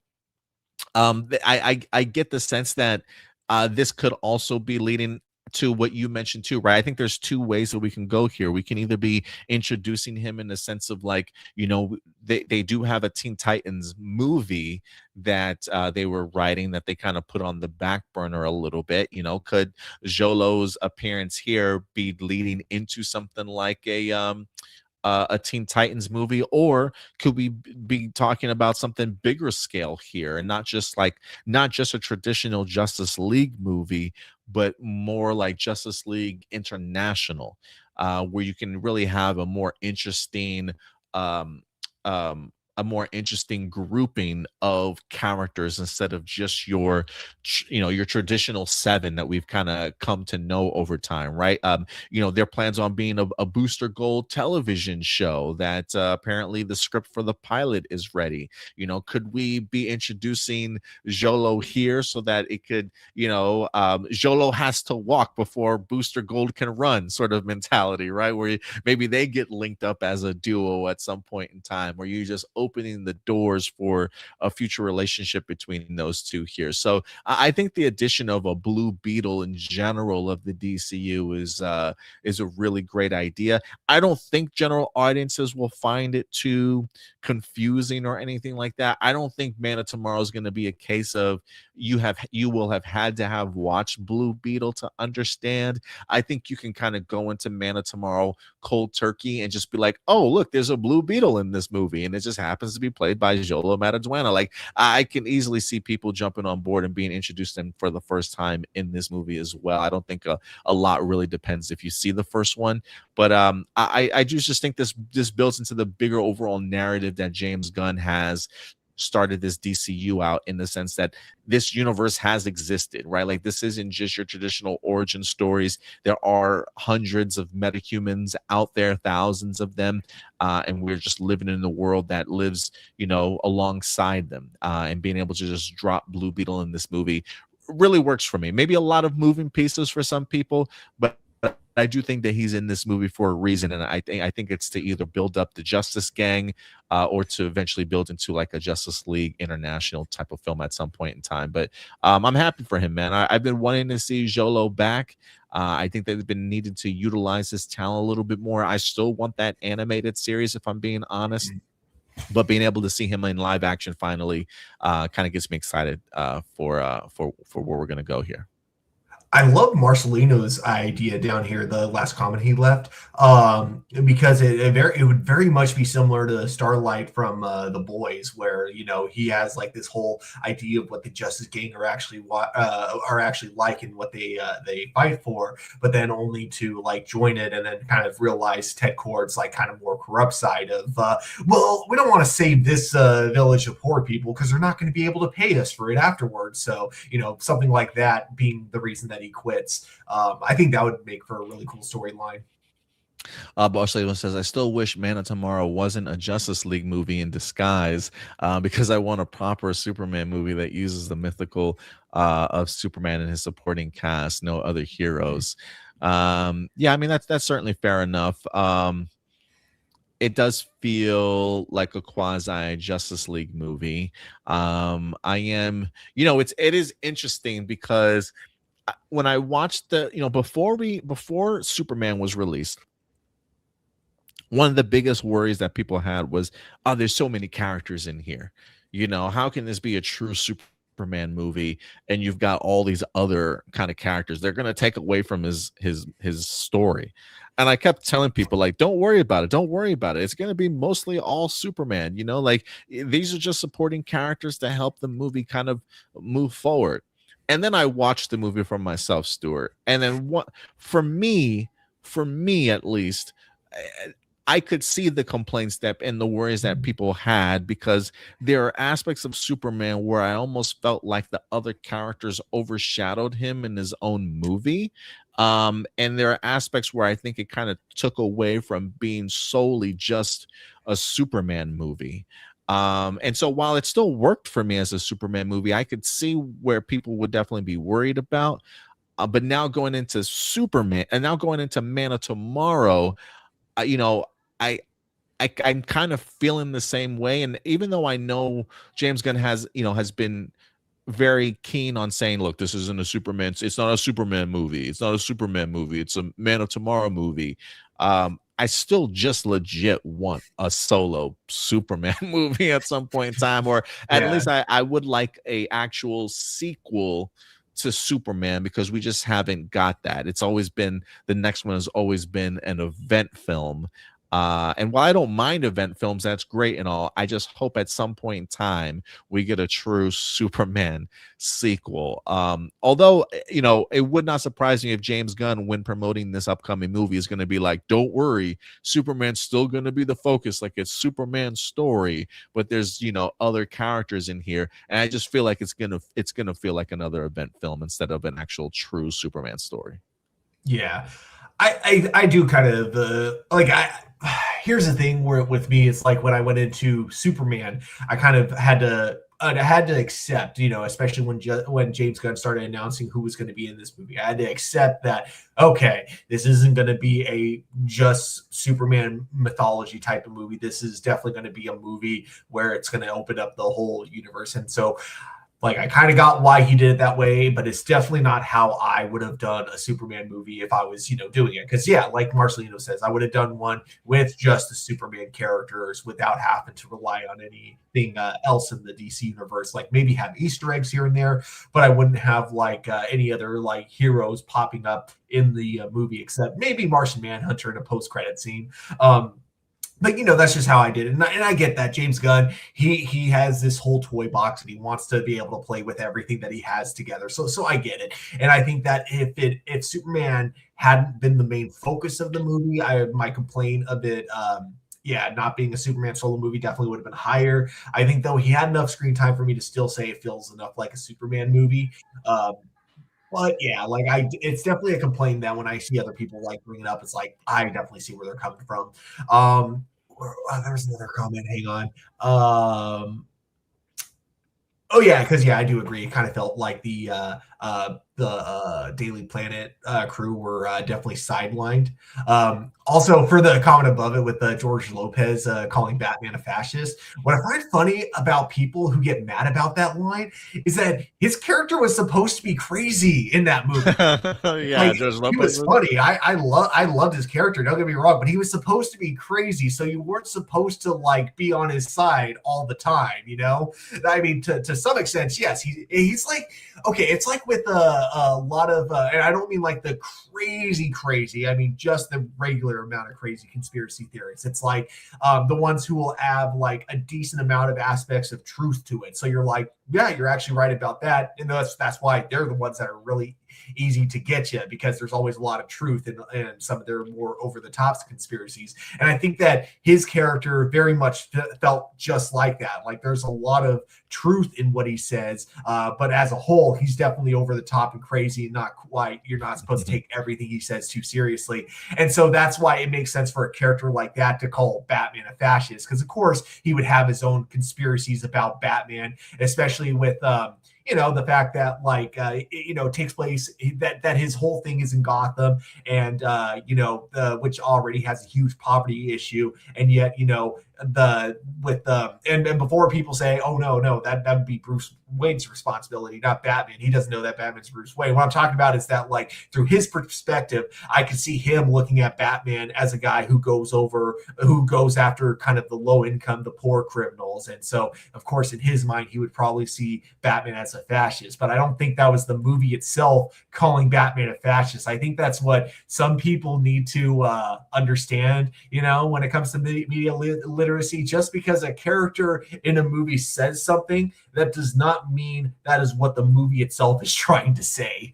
And that is something that like a lot of fans seem to completely misunderstand. It's like Last Jedi with Kylo Ren when he says, let the past die. And everyone thought that was Disney trying to say, oh, fuck everything that came before us. We're better Star Wars now. Even though, again, that came from the villain. So it should be obvious that we're not supposed to listen to what he says, Yeah.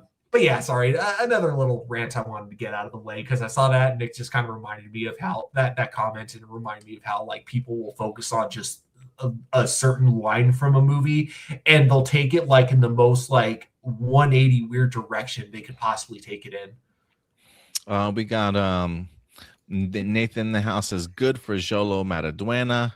Kiki Lucas says, I'm a big fan of Xolo and Cobra Kai. Yeah, he's actually pretty good in that series. But yeah, guys, let us know your thoughts. Blue Beetle set to return. Xolo Mariduena joins the Man of Tomorrow cast. Let us know your guys' thoughts. So we are going to depart from the MCU and DCU stuff for a little bit and talk more traditional movies and televisions. Still some big franchises here, as the next up is G.I. Joe, as they're in the news here today. We've kind of been highlighting them recently because the actor Danny McBride last week or a couple of weeks ago officially turned in his script. That's right, his script for G.I. Joe. He is set to go ahead and actually write the next G.I. Joe project. Paramount Pictures seems relatively high on his project, and it seems as though they're looking to move forward with it. So with Danny McBride as the writer, this week we also wind up getting other news that when it comes to Danny McBride, he's not only set to write it, but Stuart, he may also direct this movie. Let's see. Let's read a little bit more here. Let me go ahead and pull up this article because it's not just him writing. We also got a couple of other great news coming out of this GI Joe stuff. But it says Danny McBride to direct GI Joe movie for Paramount. The star and creator of The Righteous Gemstones is attached to direct an untitled GI Joe feature for Paramount. The move is really just a change of ranks for McBride, who, as he also wrote the screenplay for the action project that is based on the Hasbro toy line. It would, however, mark his feature theatrical debut, a notable step up after helming several episodes of The Gemstones. A Joe feature is one of the big priorities at the studio, which under new owner David Ellison has been ramping up development for a major IP and brands such as TMNT and Star Trek. Some of those titles are moving on multiple developmental tracks, including Joe, which earlier this year had a second script being developed by Max Landis. That one did not move forward. So yeah, the first tidbit of news for this GI Joe update is the fact that Danny McBride not only attached as the writer, but now maybe directing the movie as well in his first theatrical debut. And then last but not least, believe it or not, we've got some big casting news, as Nexus Point News says Bradley Cooper is set to replace Chris Hemsworth in the GI Joe movie from Danny McBride. That's right. Chris Hemsworth was originally attached to a new GI Joe movie quite some time ago, but now that we have the script in, there are reports that Bradley Cooper may in fact be taking over for Chris Hemsworth. Let me go ahead and see if I can bring up this side of the article. Again, this one comes to us from Nexus Point News. Let's read about what's going on over there. So let me drop this image here. Chris Hemsworth was previously attached to star in Paramount's upcoming G.I. Joe film, but sources now tell Nexus Point News that the actor has exited the project for undisclosed reasons. Bradley Cooper is now being eyed to take over the lead role in Danny McBride's new adaptation of G.I. Joe. Speaking with Happy, Sad, Confused, McBride revealed that his take on G.I. Joe will center on Duke and take a grounded approach that audiences might expect. He says, weirdly, it grounds G.I. Joe. It's not a comedy. It's kind of suspense and action. I think it's going to be a lot of fun, McBride said. You're following Duke and a group of other Joes. There's that town in the comic Springfield, which is a town that's secretly all Cobra, so that is where our film takes place. Cooper and Bride have collaborated before. Cooper made a surprise appearance as Elijah Gemstone in an episode of HBO's The Righteous Gemstones. Stuart, have you watched The Righteous Gemstones at all? No. In fact, actually, when you first said the name, I had to look it up on IMDb because I thought it was the Adam Sandler movie. Oh, which one was that? Was just called Gemstones, I think. I think so. Something like that. Yeah, no, I haven't watched that show. Yeah, so when it comes to Danny McBride writing this, I think it's interesting because the only movies written by Danny McBride that I've seen are the Halloween movies. And I think that first Halloween movie he did in 2018 was awesome. Like, I thought that one was absolutely incredible. But it's also funny because you listen to interviews with Danny McBride as he talks about Halloween 1. Or I guess whatever you want to call it, Halloween 2018. And he says that was the one that he just played it safe with. That was the one where it seems like he put a little less of himself into, whereas Halloween Ends and Halloween Kills, those are the ones where he and his co-writer basically were like, okay, now we're doing our own twist on it. And that was unfortunately when, to my opinion, the Halloween franchises or that particular trilogy really went downhill. I did not like. I thought Kills had funny moments in it. Like it definitely had some interesting ideas, and then did like nothing with them. And then Halloween Ends just felt like such a mess. Like I know he claims that there was like a very specific story he wanted to tell with it, but like to me, it's like I've seen Halloween Ends twice, and I couldn't really tell you what it was like about. Like I could tell you the plot of it, don't get me wrong, but I couldn't tell you what they were trying to say with it or anything like that. Whereas like even Kills, even though that movie was messy, I could at least kind of get what they were trying to say. I just don't think they said it very well. Yeah, so I don't know. It's I don't know how I feel about him writing this movie. I haven't seen Righteous Gemstone, so maybe if I were to watch that, I would have like a different look on it. The concept of what he's going with, the idea of doing a more grounded storyline that centers around Duke. I think if that's the direction you're going with, Bradley Cooper is the perfect actor to cast for that. And while I'm cool with them going in this grounded direction, I hope they don't take it too far. I hope they don't try to make it like too realistic. I hope they don't try to like prevent any opportunity for them having a much more like kind of campy franchise going forward. Because I feel like a franchise like G.I. Joe, you got to have a good balance of the two. I don't mind them starting out grounded, but like I hope that as the franchise continues on, they're not afraid to get more weird with it, because G.I. Joe is just inherently really, really weird. I mean, yeah, it starts out with just, the G.I. Joe versus the terrorist organization Cobra, but then there is like this whole like kind of mystical aspect behind Cobra as we go on later. And then there's the whole like, I can't even remember what his name is, but like the guy that takes over after Cobra Commander, like King Cobra or something like that, how he's like this ancient god of some sort. So it's like, I want them to still have that aspect of it into the G.I. Joe franchise. So I hope they don't completely like get rid of that. But yeah, I guess I'm intrigued. I wouldn't say I'm hyped. I am happy that they are not going with Max Landis, and that it doesn't seem like he has any involvement with this movie. I think that's like the main thing. If he had any involvement of it, I would just like not want to see this at all. But now knowing that he's not involved, I am a little more intrigued in that area. But yeah, I guess we'll wait and see in this particular case.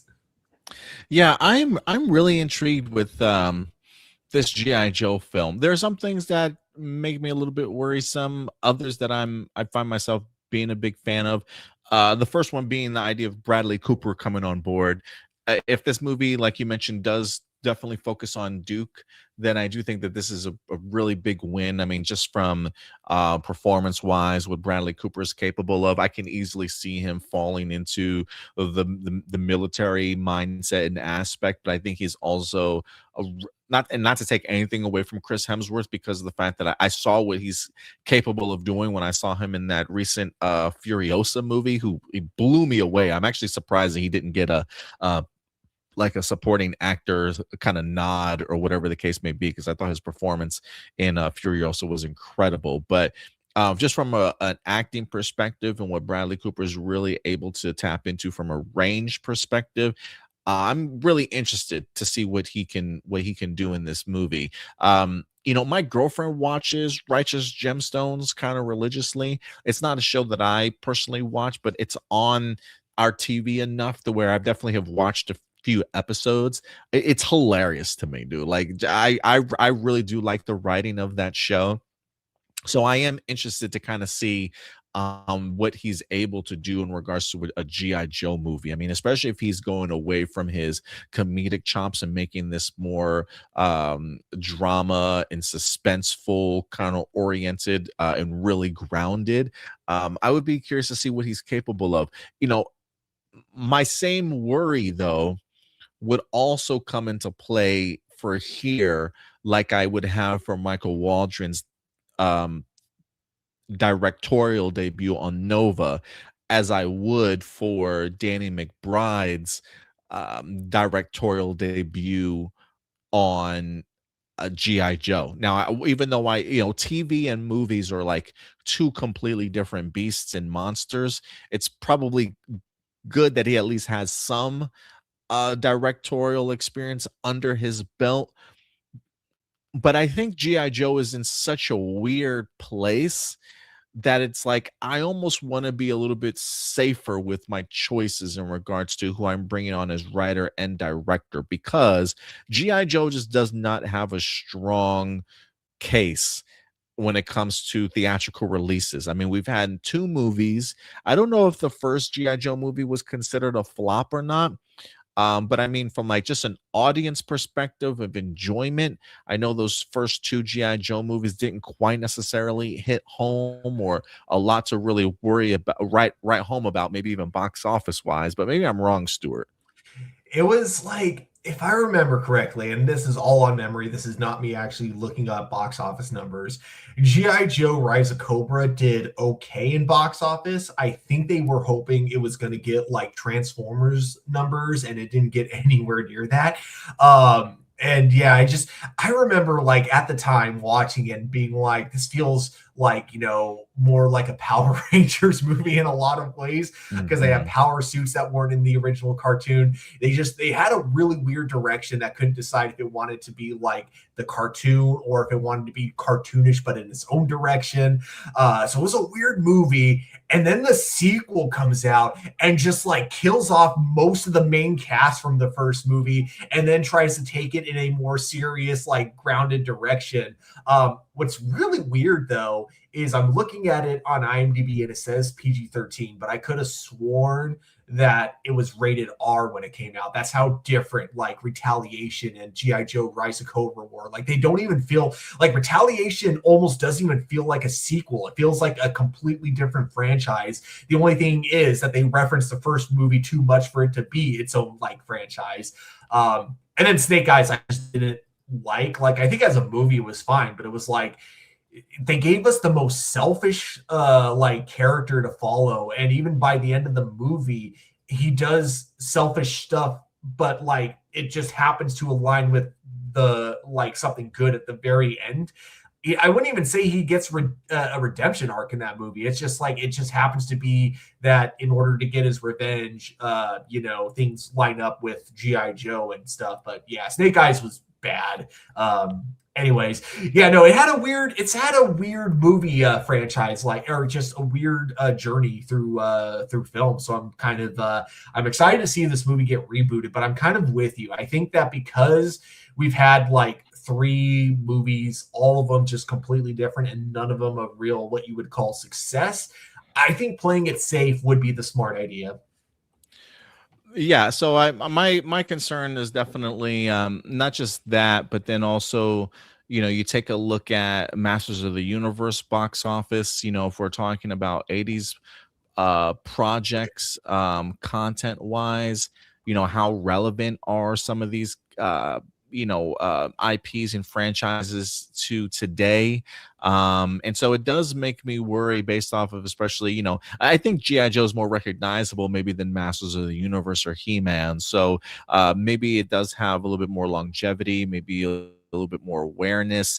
But, I definitely would be cautious with bringing another G.I. Joe movie to the forefront. And so, the idea of giving this to somebody as their directorial debut, to me, doesn't necessarily feel like the smartest move. If anything, I'm trying to attach a really well-known director that a lot of people are kind of fond of and eager to kind of see a movie by, is the direction that I would certainly want to go. So definitely have my aspects of worrisome when it comes to this movie, but also enough intrigue to be like, I really kind of want this to be successful. Like I really would like to see this actually launch a successful G.I. Joe movie franchise, and then eventually get that Transformers crossover that we certainly need. But I definitely do think a G.I. Joe project just in general is a roll of the dice. So you definitely want to make sure that whoever you're attaching to this project's not necessarily safe, but yeah, you definitely need a little bit of safe, but also enough popularity that people will want to see whoever's helming this project. You know what I mean? Yeah. So we'll see how that comes together.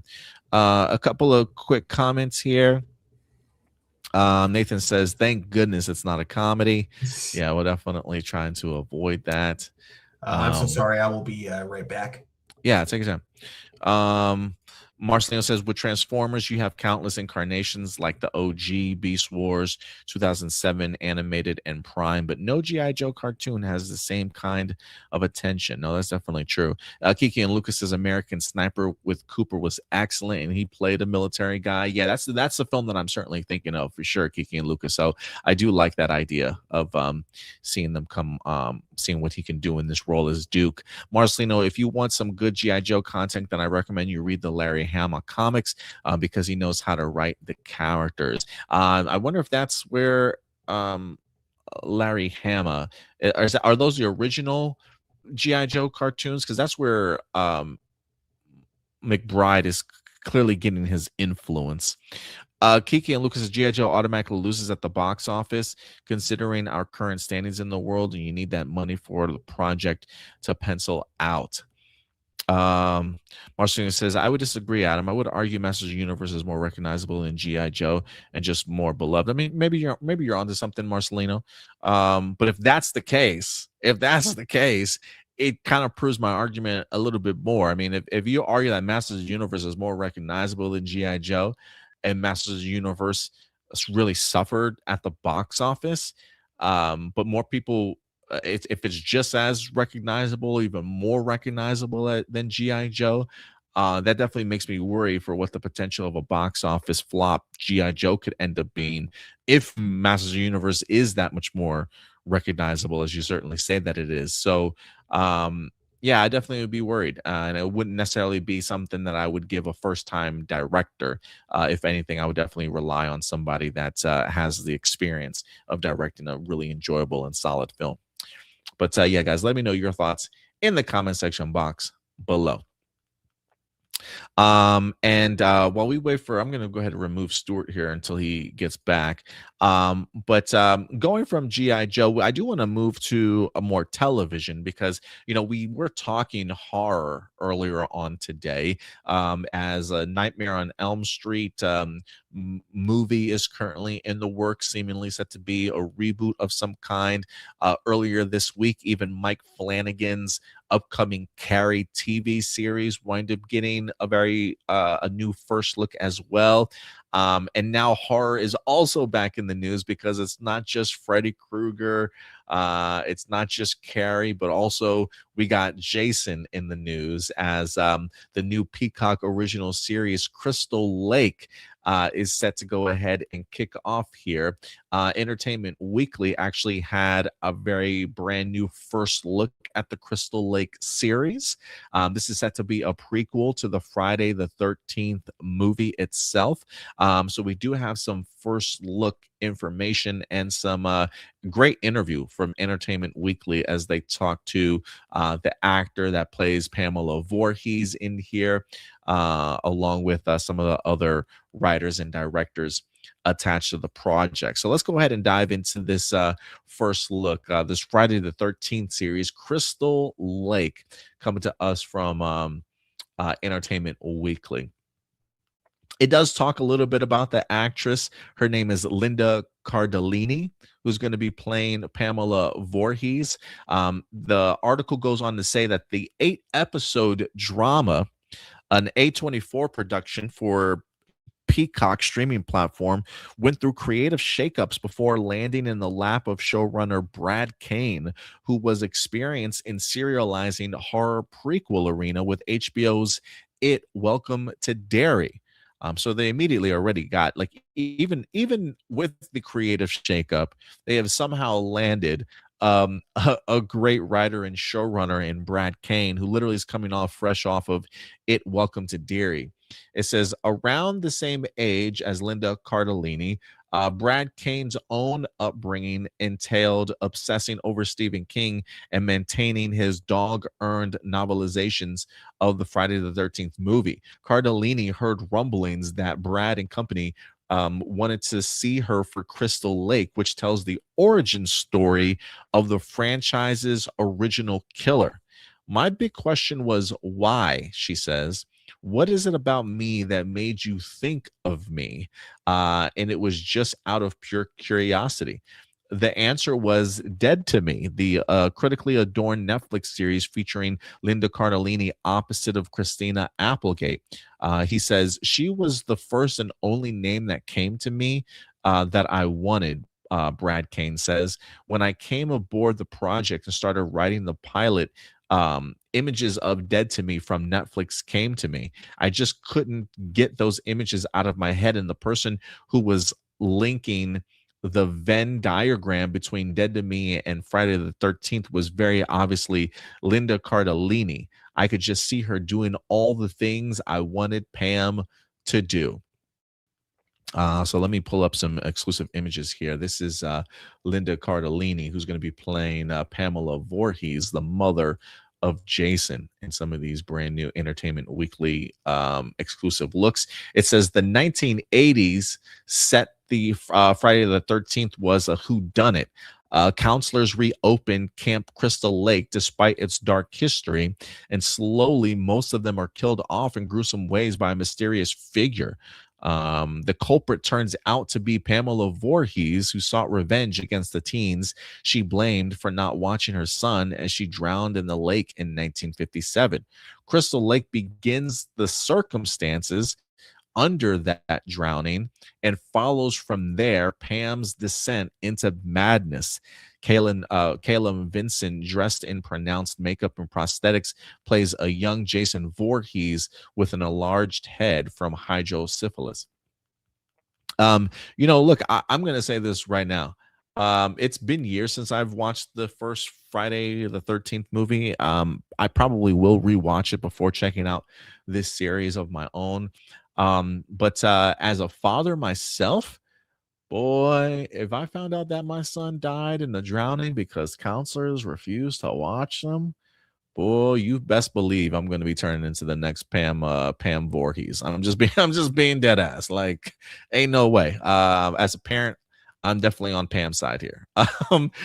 She's the article says she's only in such a small fraction of the movies, talking about Pamela Voorhees, and there's very little actually known about her. But she's the inciting incident in some ways. She's an important piece of the puzzle, but a relatively unknown one. The article does also go on. Oh, I thought I pulled this image up. No, there we go. We wanted to dive into Pam's psychology. We wanted to see her unraveling after watching the events of the movie that everybody knows.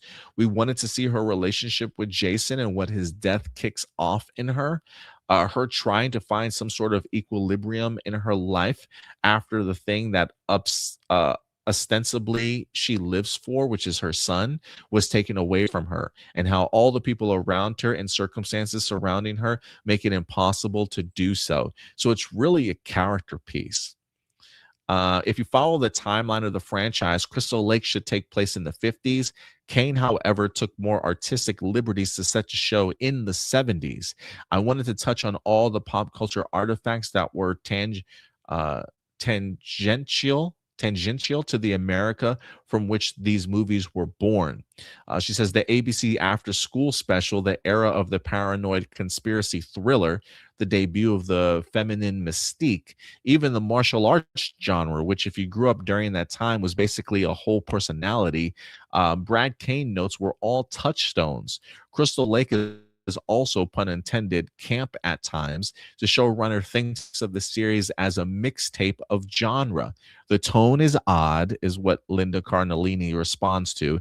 It is many things at once, but it works as its fun ride. There's some scene set in an outdoor carnival, and I feel like it's almost that feel.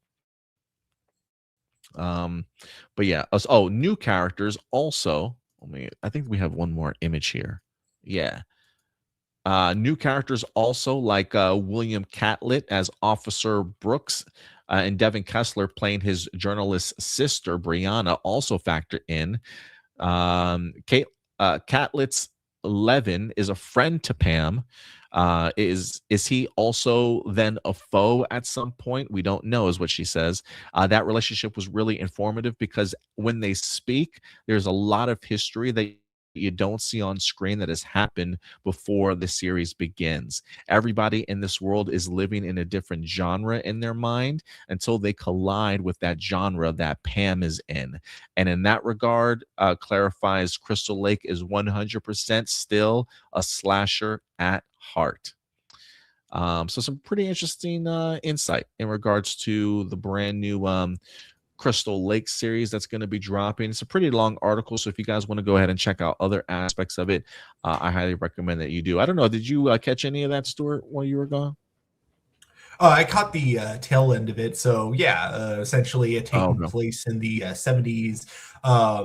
And yeah, I also heard your spiel of yeah, you can definitely see her side of the whole thing. Because yeah, and I agree. Like if I Oh was a yeah. parent Yeah. and I found out my kid drowned in a lake because the camp counselors were screwing behind you know the whatever the bleachers or whatever instead of like actually watching, it's like yeah, I'd be pretty damn pissed too. Yeah, I'd be pretty pissed. I'm actually kind of looking forward to this. I do like the idea of this being very much like a character piece, because I do think in the sense like you could really break down the mental state of a parent that has had to deal with the loss of their child, you know.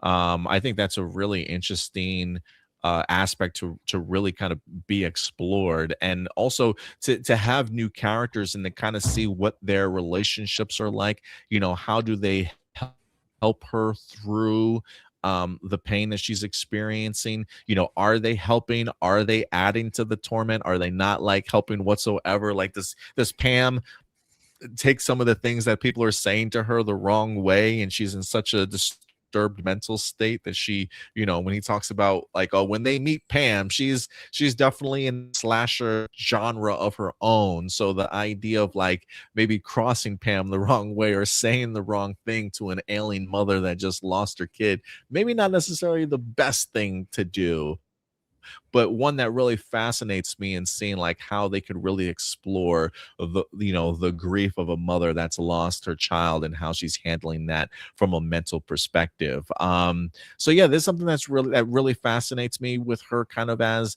the lead role, based off of the idea that we really didn't see her very much in the movie itself, but you know, adding and creating that depth to the character. You know, whether or not this is going to make me see her now as the hero when I rewatch Friday the 13th, that I don't know. I don't necessarily know if I need Pam Voorhees to be like the anti-hero in this show or in my mind. But I'm just saying, as somebody that is in fact a parent, you know, the idea of losing a kid, I honestly, I just can't even fathom what that's certainly like. But interesting enough that I definitely would love to kind of see this explored. I'm not too familiar with Linda Cardellini's work in the past, but I am interested to see what she does with this project. But are you fascinated in this one at all, Stuart? Is this something you Oh plan on yeah, watching, or maybe check out the first episode or so? I'm definitely gonna probably watch the whole thing. I mean, unless the first episode is so bad it turns me away.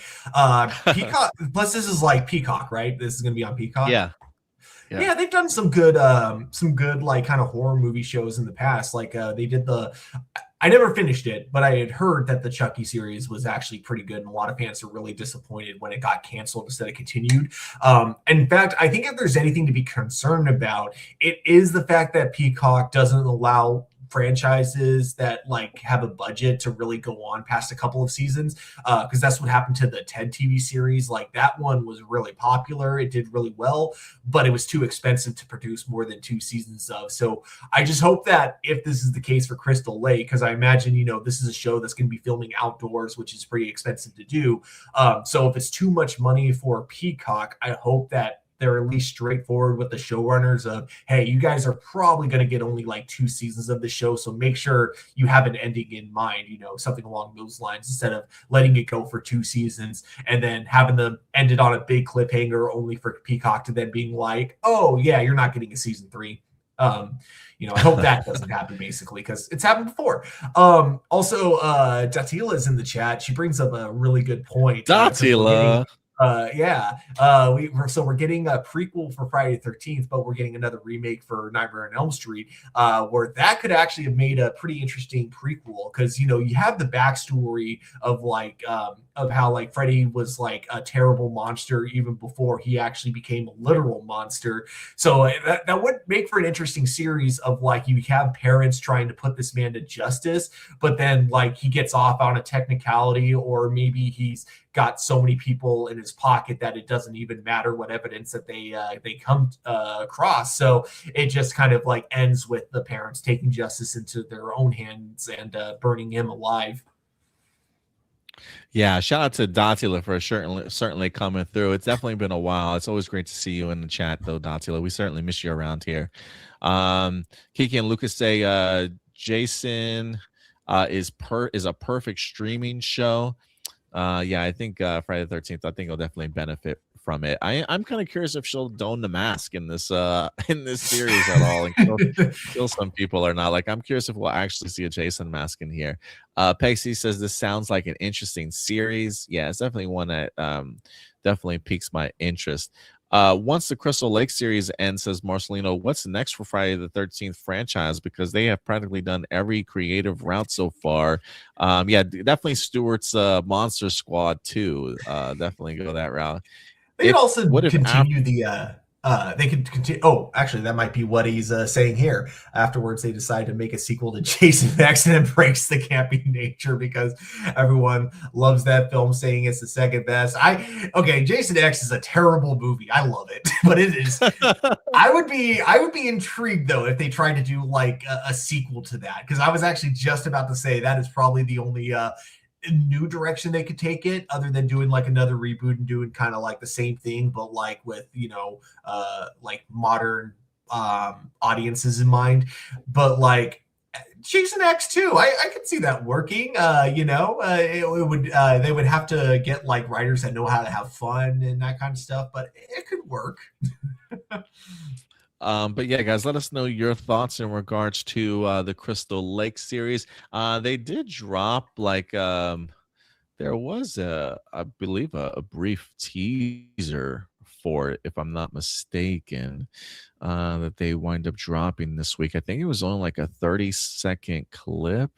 Let me see if I can find it though.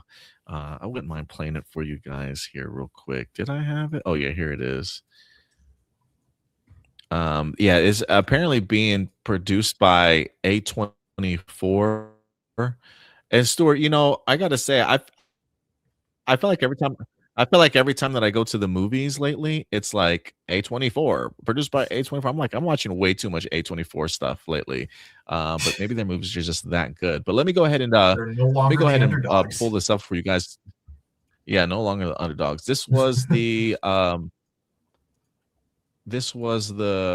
the trailer for Crystal Lake. Here we go. It's like someone put a curse on this town.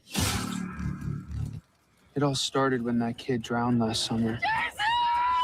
There's something in these woods, and all it knows how to do is kill.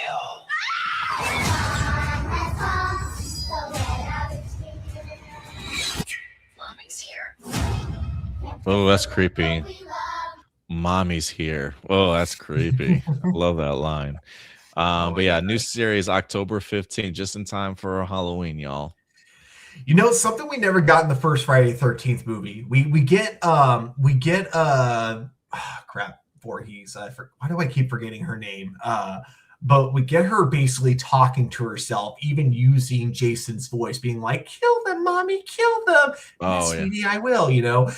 I'd be kind of interested to see like if they visualize Jason's ghost in this in this reboot. Like we actually see her seeing Jason as a ghost, and that version of Jason being like, "Mommy, if you really loved me, you would get revenge on all the counselors for me." And then her being like, "Okay, fine, I'll kill the 2 counselors that let you drown, but that's it. That's where I'm drawing the line." Only for them to be like, "But mommy, what about the 2 kids that bullied me and caused me to drown?" "Okay, fine, I'll kill them, but that's it.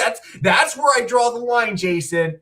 but mommy, there are other camp counselors who are probably just as mean as they are. And so then I think that's what it is. It just keeps starting as her being like, okay, fine, son, I'll kill this one person for you, but that's it. And then only it keeps stacking and stacking. He keeps finding more excuses. That would be kind of a fun direction to take it in, I think. Yeah, visually, I would love to see that. Kiki and Lucas says kids singing during a horror movie equals creepy. Oh, Check. yes. Yeah, it's always creepy. Pexy says they need to use the iconic music for the series. I would not be surprised if it makes an appearance for sure. Yeah, definitely. I'd be surprised if it didn't. October 15th, the Friday the 13th series, Crystal Lake premieres on Peacock. So again, mark your calendars for October 15th. And last but not least, we got one more topic, and then I promise we're going to get to live viewer questions. We're running a little bit late here. But one last topic as Gears of War, the God of War is back in the news here this week with unfortunate news. No, the series itself has not been canceled. But for those of you who do not remember, we did have our very first look at God of War sometime last year that definitely got a lot of criticisms from some people. We wind up getting the actor Ryan Hurst, who was originally cast to go ahead and play God of War himself in Kratos. You could see him here with his son as well. Unfortunately for Ryan Hurst, though, he suffered a pretty severe injury during filming for God of War, and it seems as though, Stuart, they now have plans on recasting him. Let's go ahead and dive into this unfortunate recast news for Ryan Hurst, who Ryan Hurst, believe it or not, is actually in the current Odyssey movie. I just learned that from reading this article. He is currently in the Odyssey, so he's definitely celebrating a new film of his. But he was definitely looking forward to playing Kratos, and now an injury on set has sidelined that, unfortunately. God of War to recast lead Kratos after Ryan Hurst suffers injury on set. This is a shocker. God of War will have a new actor playing Kratos as the lead role in the high-profile fantasy drama series being recast. The decision, made after careful consideration by the studio on the show, Sony Pictures and Amazon Studios, comes after Hurst, who had originally cast as Kratos, was seriously injured on the set in late June. This is a heartbreaking development for Hurst, who underwent a physical transformation after getting the role, putting on 40 pounds of muscle, and worked hard for months on Vancouver set, filming the physically demanding role until getting hurt performing his duties. Hurst tore a bicep while doing a stunt on the show, as first reported by TMZ. According to sources, he has since undergone surgery and is now recovering. God of War paused production immediately following the incident and remains on hiatus. Hurst's projected recovery time is unclear before a serious bicep tear requiring surgery is typically 4 to 6 months, with a return to full strength taking up to a year. Given the physicality of the role, it will likely not have been safe for Hurst to resume filming until 2027. According to sources, while Hurst's full recovery is a priority, the period required for it was longer than the production shooting schedule could accommodate, leading to the difficult decision to recast the role. Prep is expected to begin in mid-August for a mid-October production start. So it looks like they have paused production and are planning on restarting again in mid-October. The ancient mythology theme of God of War began filming in February in Vancouver on a 2-episode order, with the 2 seasons slated to film back to back, which I hear remains the plan. According to sources, 4 episodes have been completed at the time of the incident. They will now be reshot with the new actor who will take over the role of Kratos. A pricey and lengthy proposition given how many months the show had already been filming. With the co-lead played by child actor Caleb Vincent, it would be hard to use much of the existing footage as kids grow up fast. They also do in this article point out to the idea of recasting the lead for this series is unfortunate and extremely rare. And they do point out some other circumstances. You had O'Shea Jackson Jr. back in February of 2020 was replaced Winston Duke as a lead on Apple TV's Kevin Durant drama Swagger when Duke was injured on set early into season 1 production. Meanwhile, we also had Netflix shut down production on Cowboy Bebop for 7 to 9 months after the lead John Cho sustained a knee injury during the filming, which required surgery and extensive rehab. And the production waited 11 months in order to get John Cho back and actually finish its filming. So some instances in which production companies have waited for their actors and other ones in which they have decided to recast. This is really unfortunate news, Stuart. I don't know if you had heard about this prior, but I am kind of curious as to what you think about Ryan Hurst losing his position due to injury here. Yeah, very unfortunate. Yeah, the reason behind it. I wasn't sure how I felt about his casting to begin with, because he's a good actor. It was just one that was really hard for me to see as Kratos. Although funny enough, so I'm looking through his IMDb, I didn't know he actually voiced Thor in God of War Ragnarok, which is pretty funny. But yeah, no, it is very unfortunate, especially like especially when he brought up the fact that he like went through a whole body transformation for this role, gaining 40 pounds of muscle, especially when he's already like a dude that's already in shape to begin with. So very heartbreaking to go through all that and then have it taken from you. I do kind of get the studio's perspective on this. Especially because, again, I'm assuming this is probably like an outdoors show, which means that, like, depending on where they're shooting, they may only have a limited time to shoot there before weather prevents them from being able to shoot there anymore. It's kind of similar to what's going on with the third 28 Years Later movie, how they needed to wait before beginning production because specific weather conditions of where they shoot. So I get why they decide to go the route of recasting. I'm very curious on who they're going to get to replace Kratos.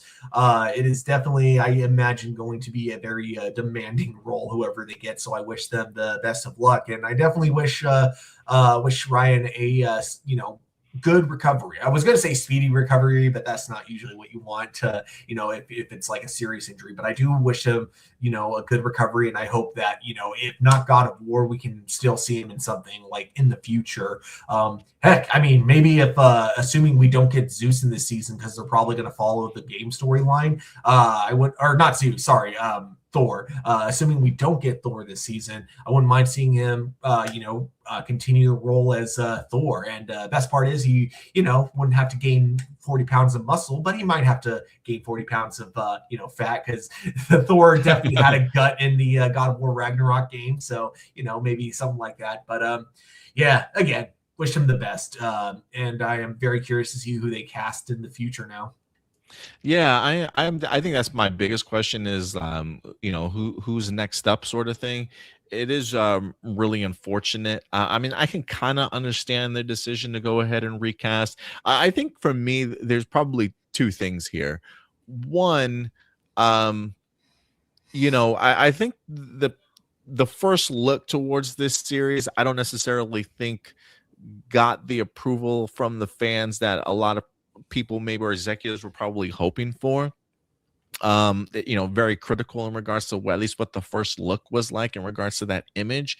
So I am kind of curious if Amazon still felt some type of way and was like, this might be our opportunity to make any course corrections that we kind of needed to. That would be like my cynical side of corporate and production companies in regards to how they felt about it. So I don't know if that's true at all. But second, I think the bigger thing here is the amount of episodes ordered for this show, along with also having a child co-star.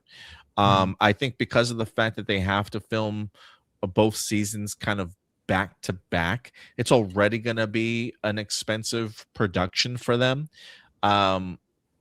And then already having 4 episodes already shot, sort of thing. But I think the back-to-back of the filming, but also the idea that this kid is going to age And if you have to wait 4 to 6 months to a year, this kid could change drastically. And what you filmed with him early on may not visually match any longer. Yeah. Even if Ryan Hurst does come back to then filming a year later, it could just be like night and day, you know? So this idea of like wanting to get as much done as soon as you can, especially before this child ages, I think is really pivotal and really important. And so I can see why they would want to recast. Every situation is definitely different. Every production company has, different levels of risk and amount of money that they're putting towards putting these shows together. And I think that they probably did the best choice that they possibly could have in regards to just recasting Ryan. It's really unfortunate, and that's it's definitely not lost upon me, and it's a wonderful opportunity for him that he unfortunately will not get the opportunity to do anymore. But based off of and then also I think scheduling conflicts too, right? I mean, you do have other stars that are going to be attached to this. Maybe they also have other projects that are going to be taking place after the filming of these 2 seasons together, so they you've got their schedules in mind. And maybe if you are filming in certain locations or on certain sets, maybe you can't get those same locations that you need or that you scouted earlier for production if you were to wait 6 months to a year sort of thing. So then now you got to put more money towards scouting for new locations and trying to get other studios for you to start building sets on and things like that. So definitely a lot of moving pieces when it comes to putting together a movie or a television series. So everything's a little bit different in regards to should we recast or should we not. And while it's unfortunate, I think they probably made the better of the two, the better decision here in deciding to recast. So I hope Ryan does get a very quick and full recovery and feels much better after everything. So yeah, my best wishes to Ryan Hurst. But yeah, just really unfortunate, and good luck to whoever has to fill in for that role, fill in those shoes. So we'll see how development continues here though. Marcian says, please no Dwayne Johnson. I hate those AI videos with him as Kratos.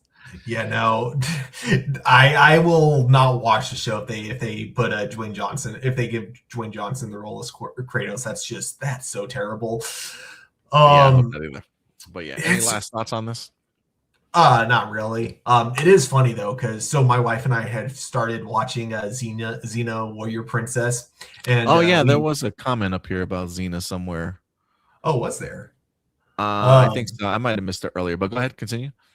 Yeah, so we're on season 2 currently, and we got to an episode that just something felt so off about it, especially because of the way it ended with like a certain plot thread not getting resolved, where like Xena switches bodies with like her arch nemesis, and then it ends with her still in her body. And so then for the entirety of the entire next episode, we're still following her in the body of her arch nemesis. And I was just like, huh. Did she get injured? Did Lucy Lawless get injured like on set or something like that? Had to Google it, and it was like, yep, apparently she got injured, so they needed to give her like a break. So they had they basically had her arch nemesis playing Xena for that like little bit of episode in order to give her the speedy recovery. Obviously, it couldn't have been as bad of an injury as what Ryan had, given that she was gone for a week compared to him being out for like 8 months.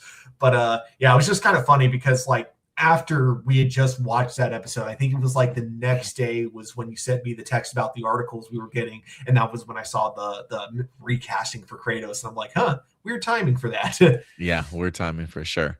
But yeah, guys, let us know your thoughts. God of War series set to recast Kratos and begin production yet again in mid-October.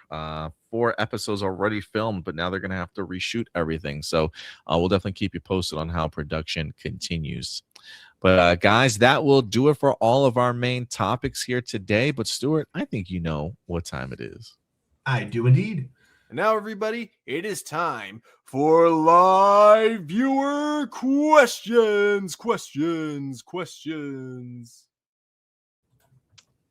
And we're going to get into our live viewer questions portion of the show. If you ever want to submit a live viewer question over, how do you go about doing so? Well, let me go ahead and show you. Every Saturday afternoon or Saturday evening, I will make a live viewer question post. All you have to do is go to our YouTube channel, as you see right here. Click on this post tab right over here. And voila, live viewer questions dropped 18 hours ago. We've got 14 comments. Let's try and keep our answers, I don't want to say to a minimum, but try and keep them well formed, and so we can move through some of this since we are running a little bit behind today. Marcelino, Supergirl's first season was hampered. Final season, excuse me. Supergirl's final season was hampered by COVID and Melissa's pregnancy. However, there are a few things that were completely in the writer's control that they just didn't bother to fix. Like, for example, the knock off Infinity Stones, giving Lena powers, having Kelly become a superhero, and overall in putting her more SNL type humor. None of these felt coherent with the past seasons of the show, especially with it being its final season. Supergirl never was a super serious show, but it took serious moments seriously. And it didn't downplay them by having the characters act like cartoon characters. I mean, even in the episode titles, felt like the writers just gave up and we were just going through their motions. The episode titles went from comic titles to being parodies. I know that an episode title isn't indicative of the quality of the show, but titling episodes with Mix in the Middle or Mixie in the Middle and Phantom Menaces doesn't feel like they don't care about keeping with the consistency of what the show was and not shooting down bad ideas that sound bad even before they make it to paper. What do you guys think? Do you agree with me?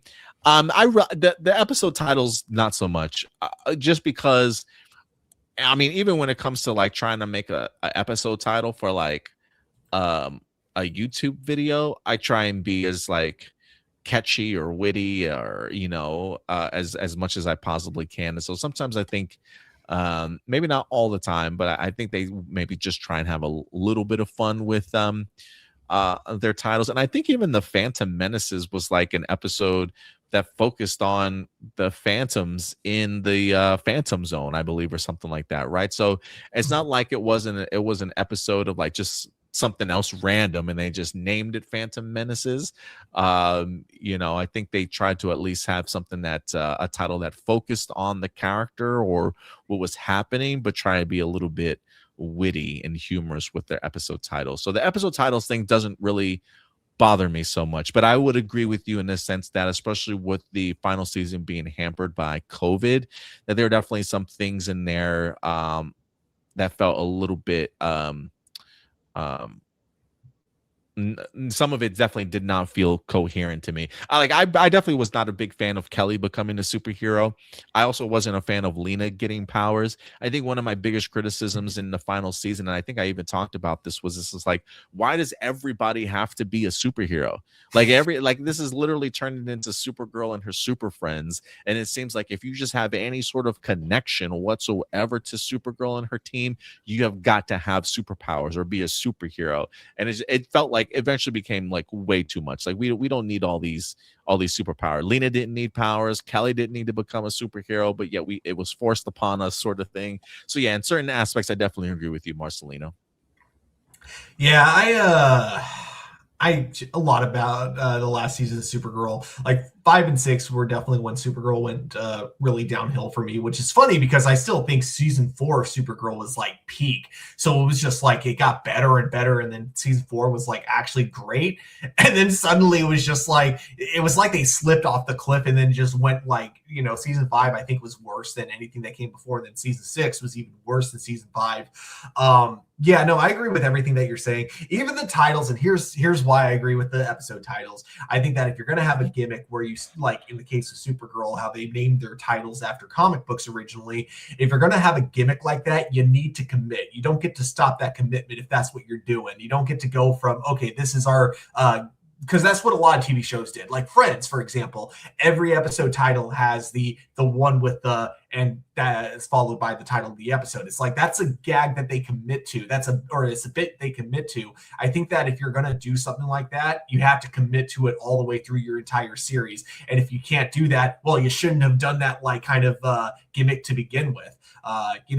There, even when Power Rangers did that with some of their episode titles, it would lead to some really bad titles every now and then, but at least they committed to the gimmick.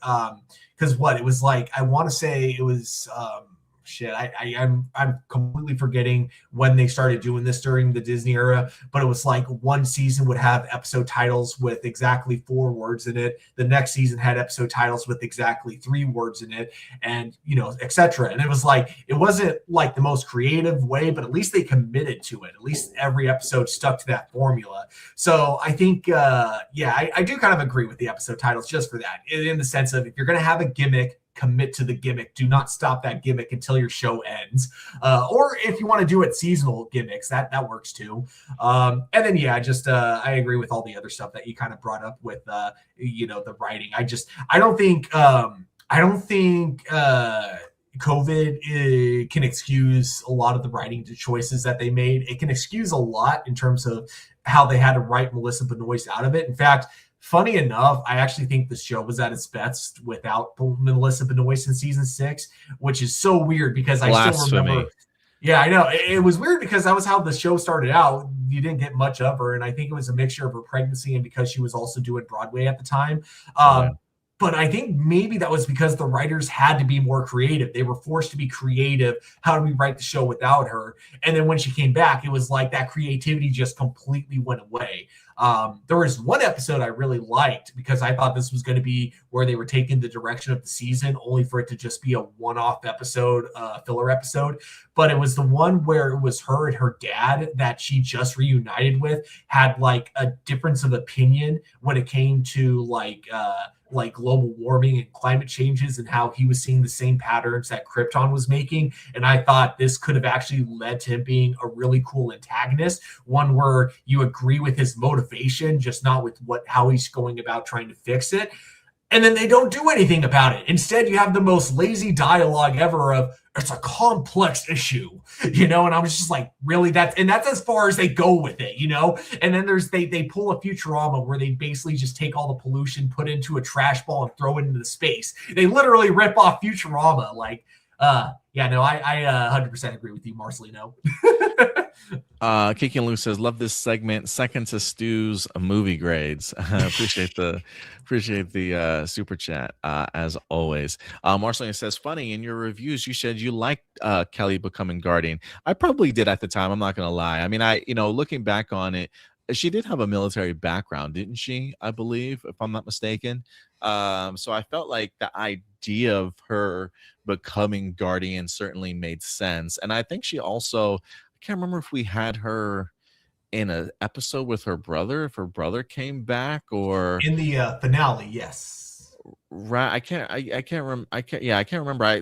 If they even teased the idea of her having a conversation with James about taking up the mantle or not. Do you recall that?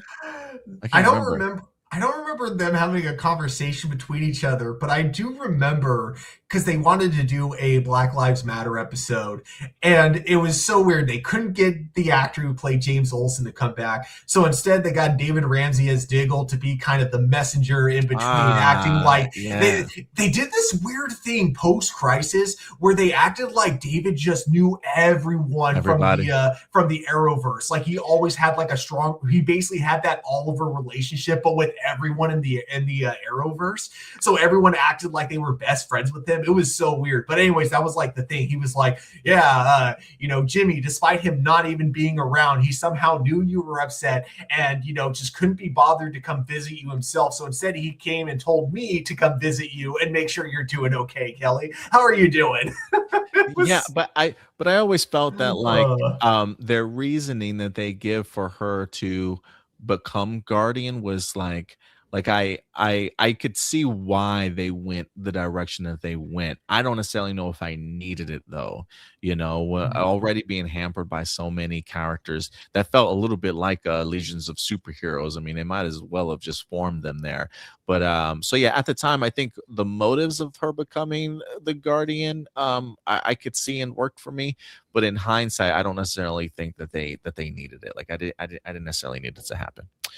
We Yeah. also got we're living in an age, we got to keep our answers a little bit shorter. We're living in an age where instead of having superhero cartoons that are direct adaptations of the comics, we're instead putting the characters in different settings and having their personalities play off the settings around them. For example, like Batman Cape Crusader, My Adventures with Superman, and Your Friendly Neighborhood Spider-Man. With all that being said, if Spider-Man Unlimited was made today, would it be successful and better well received than when it first aired? It was not the setting that necessarily made the show trash. It was the writing. And I think that if Spider-Man Unlimited was made today with better writers, yes, I do think it could actually be a success. But I just don't think I think that the premise didn't help, but I also don't think that was the only thing that killed the show. Many people feel DC has some kind of smear campaign towards Hal Jordan. This came from a YouTuber named Black Lion, which I will leave a link for the full video, but here's the condensed version. There's obviously 2011 Green Lantern movie, but also Hal never showed up in the DCU animated universe outside of a cameo, and Kyle had designed for some reason in the DC animated movie universe. He was written to be an unlikable idiot who never even got his own movie. And in the Tomorrowverse, Hal was made the main villain and killed off just to prop up John as the new Lantern.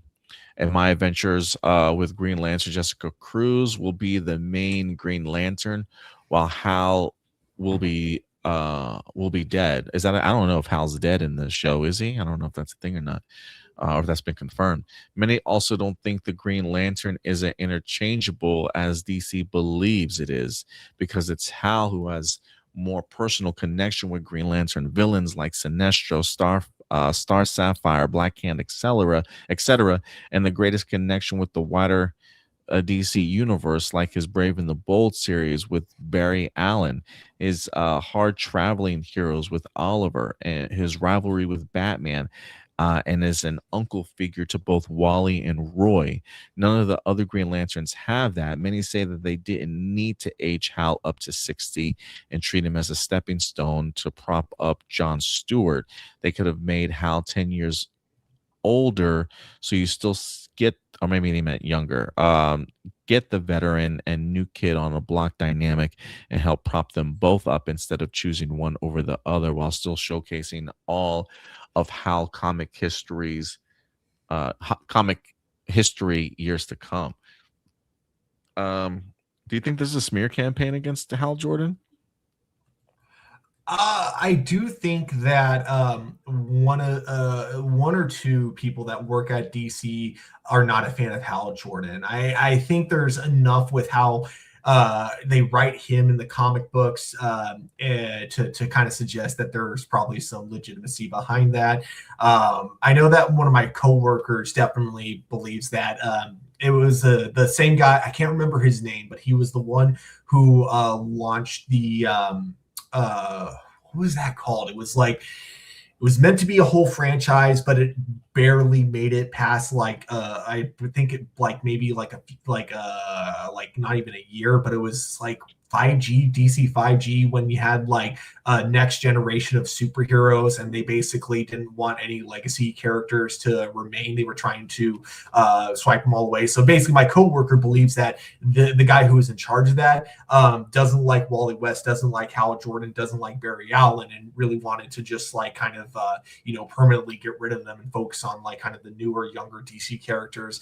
I think it's just so weird because you have a mixture of that, but then you have a lot of people in DC that clearly do love the older legacy characters and want to keep them around. And that's why it might feel really weird reading the comic books and how they constantly kind of go back and forth on it. So all that to be said, while I can't swear on a Bible in a court that, yes, there are executives at DC that don't like Hal Jordan, I will say that, yes, to an extent, I do believe that. Who specifically at DC doesn't like Hal Jordan? I don't know, because I think when it comes to comic book writing, a lot of people want to blame whoever is currently the one writing the comic book. And there is definitely blame to go to them. Don't get me wrong. But I do think that there are probably executives that tell them, hey, we need you to write a character a specific way or something along those lines. So yeah, like, I believe it to an extent. I think if I was still reading modern comic books and I was keeping up with it weekly, then I might be fully on board that conspiracy, or, you know, that theory. I should say, maybe not conspiracy, but I might be fully on board with it. But yeah, as of now, because I'm just kind of like, I don't really keep up with what happens in modern comic books as much as I used to. Yeah, I don't really have like a strong opinion one way or another. Yeah, I mean, I guess I don't think there's a smear campaign. My question would just be, why would there be one? Like, what did Hal Jordan do to any of these people that they would have to smear him, you know, or feel some type of way about him? I mean, didn't he have an animated series for a brief period of time also? I mean, unless the 2011 Green Lantern movie just really like shit the bed so bad that they're just fearful of doing anything Hal Jordan related, is like the only thing that I can think of, you know. I mean, maybe he's just been such a character that's been around for such a long time, you know. Maybe younger years in the 90s it was no problem highlighting him, you know. But when my head goes to Green Lanterns, the first two people that come to mind to me are Hal Jordan and John Stewart. So I don't have a problem with them interchanging those two characters out. But then over the years, I mean, we've gotten a lot of Green Lanterns. I mean, we have Guy Gardner, Kyle Rayner, Jessica Cruz, Simon Baz, and it's like your Green Lantern group has gotten so massive at that point. Like, I don't even mind the idea of like other Green Lanterns getting the opportunities to kind of shine a little bit more, you know. If we just had Hal Jordan and John Stewart and everything ended up being John Stewart, then maybe I could say, okay, yeah, maybe there's something against them wanting to tackle Hal Jordan. But like the My Adventures of Green Lantern being a Jessica Cruz thing, that doesn't bother me. It's just like you have so many Green Lanterns out there. You really want to be able to diversify them amongst different projects, so the usage of them doesn't bother me so much, nor the lack of usage of Hal Jordan bothers me. We've had a Hal Jordan animated series, we've had a Hal Jordan movie, didn't necessarily go so well. Now we've got a television series that will highlight Jordan in his older stages. I don't think that's like having a gripe with him or having a smear campaign. I think it's just an unfortunate place that the DCU finds themselves in, as this is a world that is already populated and already has a history. Like, if we were starting out with the origin story DCU, then I can understand. And they, like, if we were starting out with the DCU that was origin story based and our first Green Lantern is John Stewart, then I would be like, okay, there's something up here.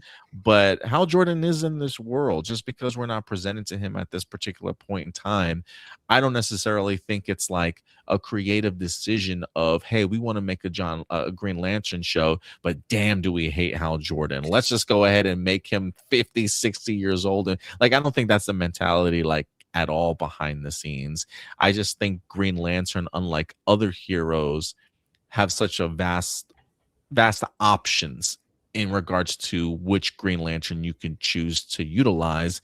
And unfortunately, they maybe find more interest in highlighting other characters for a more younger generation, you know.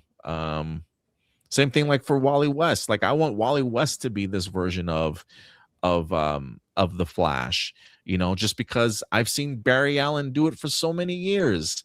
But you know, and animated also. So I'm, I think that's really, I don't think there's a smear campaign. I just think it's unfortunately bad timing for Hal Jordan and where we're at right now. But Yeah. maybe there's something there. I don't know. Peg C. So we got some Power Rangers news when it comes to the toy line. Playmates Toys is launching a new Power Rangers collector series, and they are officially kicking off the line with Power Rangers Zeo. The first figure to debut in this highly anticipated 6-inch line is Zeo Gold Ranger. What are your thoughts? Hey, that's cool, man. I haven't picked up a Power Ranger action figure in quite some time, so as long as they look cool, then I'm down. But that's cool. Okay, so I have one question about it though, because they specifically say Jason Lee Scott version of the Gold Ranger. As long as they don't try to re-release the exact same toy, but then advertise it as what's his face, the one that was the Gold Ranger before Jason, the three brothers that like combine into the Gold Ranger. As long as they don't try to pull that, then I'm cool with it. Marceline says, well, some people argue that the title of Green Lantern is not as interchangeable as the mantle like the Flash and believe Hal is the Green Lantern while the rest are side characters. Well, they would be wrong. That I would disagree with. They would be wrong because there are plenty of Green Lanterns out there that Rings chose them. I mean, people may have their favorite, but they are chosen by these Green Lantern rings. So they are multiple Green Lanterns. And they may be their Green Lantern in people's eyes. People may be like, Hal Jordan's my Green Lantern. Cool, brother. But listen, there are other Green Lanterns out there. I'm sorry to tell you, the reality is different than how you view it, though. It is very much interchangeable, and they've been doing it for years, and they will continue to do so. The others are not side characters. They are, in fact, titled Green Lanterns. Like, I've heard people bring up the argument with Lady Thor of how, like, well, she can't take up the title of Thor because that's his name, basically. And it's like, okay, there's an argument there for sure.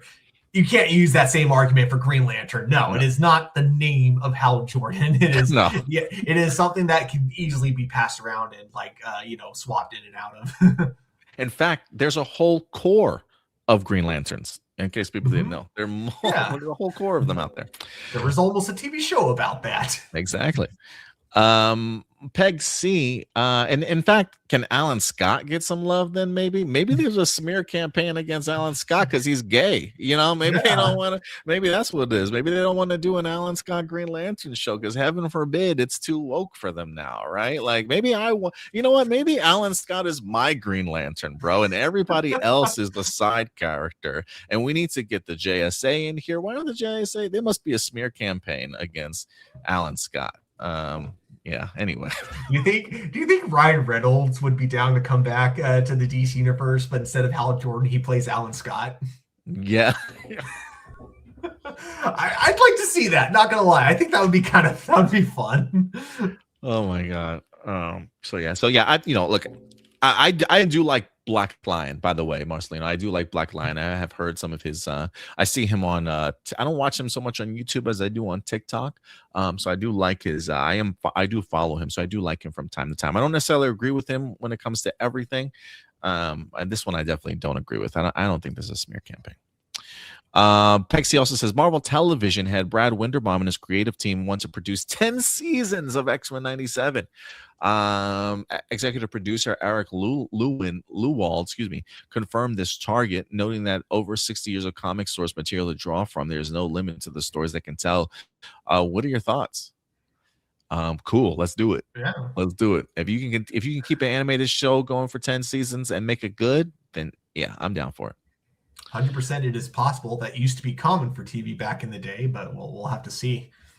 What are your thoughts on the movie Snow Dogs? When it was released back in 2002, it co-starred Cuba Gooding Jr., James Coburn, and was filmed largely in Alberta, Canada, including around the Canmore area.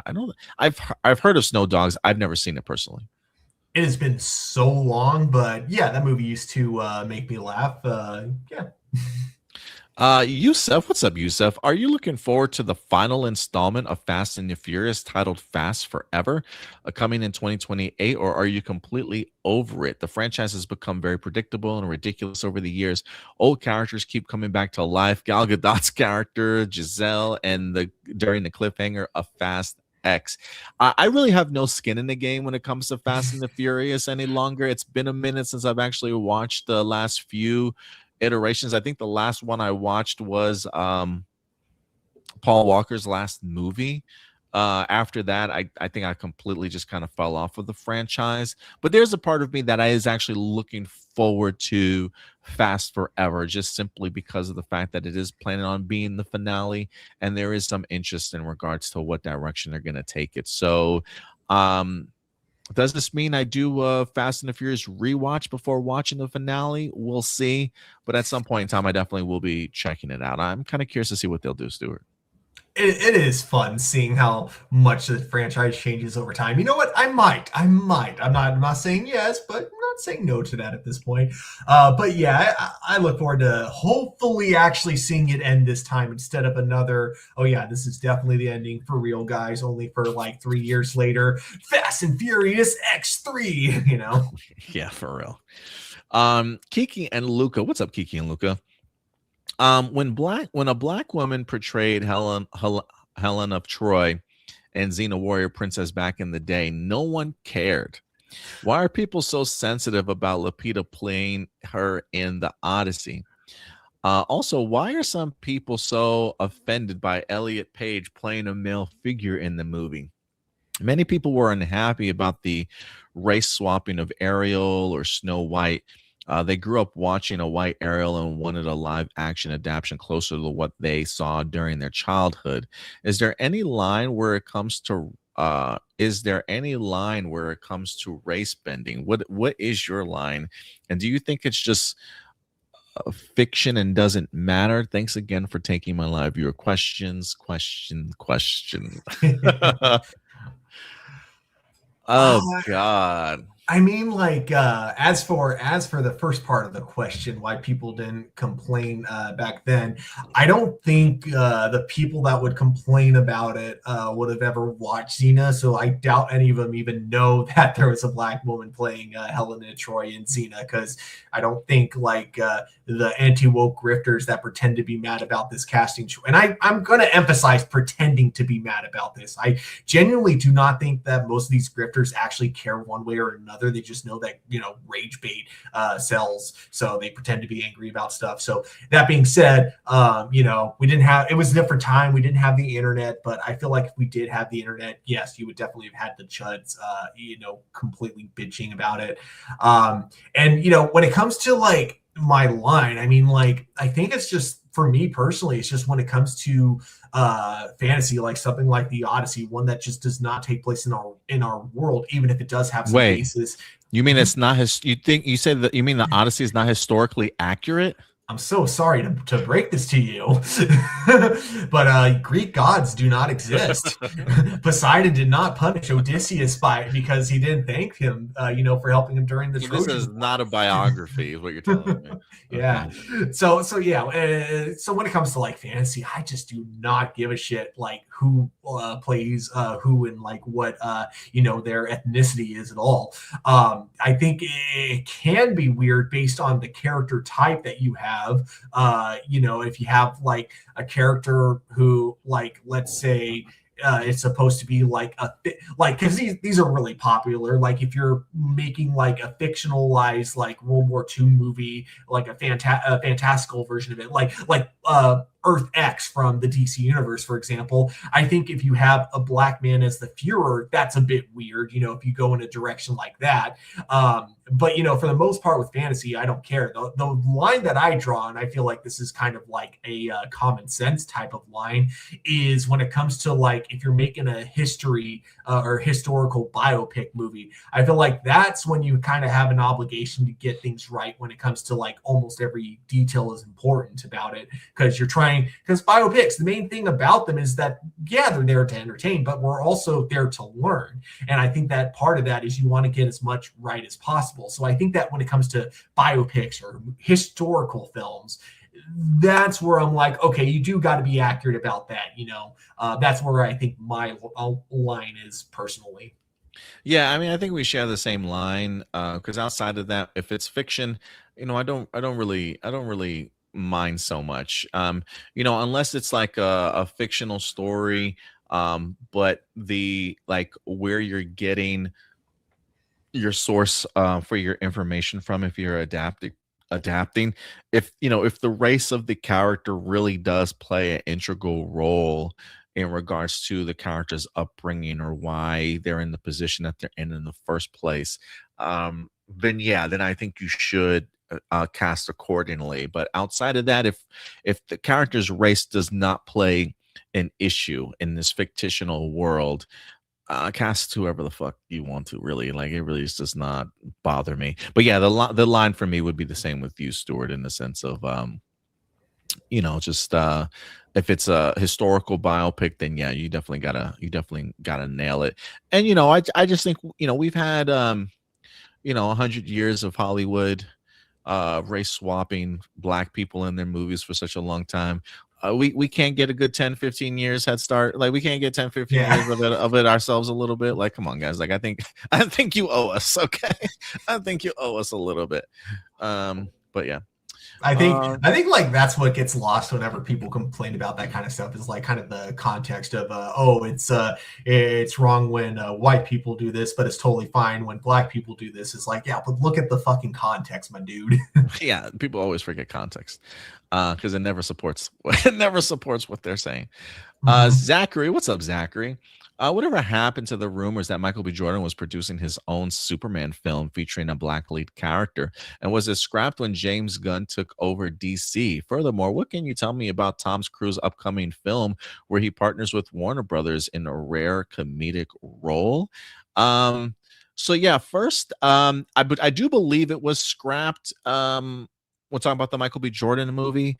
I do believe that was scrapped when James Gunn took over DC, but I always felt, weirdly enough, that James Gunn would still be open to the idea of doing maybe an Elseworlds project if the script was really great.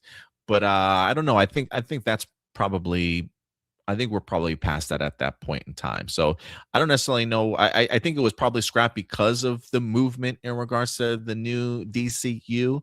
So they probably just let it fall by the wayside a little bit. But I think if Michael B. Jordan really wanted to do it, and he came and approached James Gunn with an incredible script and was like, here's an idea, I don't think James Gunn would turn it down. But I don't think it's on anybody's radar right now. Yeah, I 100% believe that too. It's I think James Gunn himself has like kind of said that if people are going to pitch him like movies that take place outside the DC universe, it's got to be there's going to be like a higher standard for it, essentially, because you got to justify making another Elseworlds movie a little bit more. So I think that if this is something that Michael B. Jordan wanted to do, I think that as long as he had a really good script, I'm sure James Gunn would be open to it. You also ask about this Tom Cruise movie from Warner Brothers. The name of the movie is Digger, Digger, Digger, Digger. It follows the world's most powerful, ruthless CEO who embarks on a frantic mission to prove he is humanity's savior. After his actions cause a global catastrophe and unleash a massive melting glacier, he scrambles to fix the impending disaster, control the narrative, and stop the very end of the world he set in motion. Is this a biopic about Elon Musk? It's set as a black comedy, but it's got a great cast in there, right alongside Riz Ahmed, along with John Goodman as well. It is set to go ahead and hit. Jesse Plemons is in it too. It is set for an October 2nd release, but it is called Digger. If you want to go ahead and check it out, I believe the trailer for it just dropped this past week, an actual full official trailer for it. It looks great. It looks great, if you ask me. I think it's going to be a fantastic one.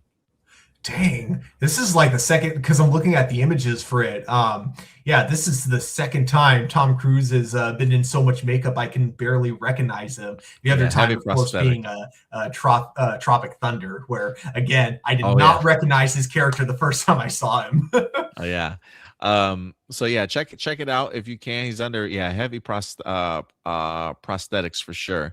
But it looks fun. I hope that he yeah, Keegan Lucas says Cruz might get an Academy Award nomination for Digger. I think the two people that have worked with this director before. This is the director that did The Revenant along with Birdman. Michael Keaton was up for an Oscar nomination that year for Birdman. I think everybody thought he was going to win it, but he lost it. Leonardo DiCaprio did win an Oscar for his role in Revenant. And now this same director is getting an opportunity to work with Tom Cruise. So if you guys have, there's been 2 trailers for Digger if you haven't seen it yet. There's an official one that just came out, and then we had a teaser trailer that came out a couple of weeks prior to it, that when you watch it, it feels like a Tom Cruise like propaganda piece, not propaganda piece, but like a mixtape, you know, in a sense, like almost like a tribute kind of trailer to Tom Cruise, as it highlights all of his epic and like most memorable roles that he's played.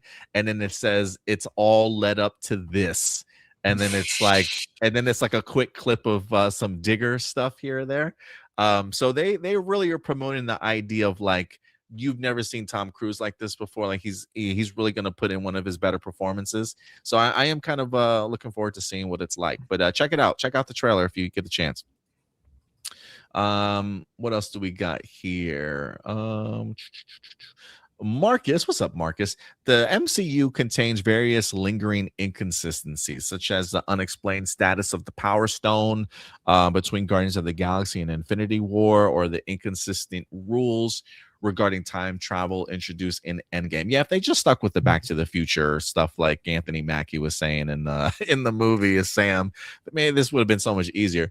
Another notable example involves, or maybe that was Paul Rudd's character and Scott Lang that brought up Back to the Future. I can't remember. He was bringing up time travel movies, and then randomly goes Die Hard. Oh wait, no, not that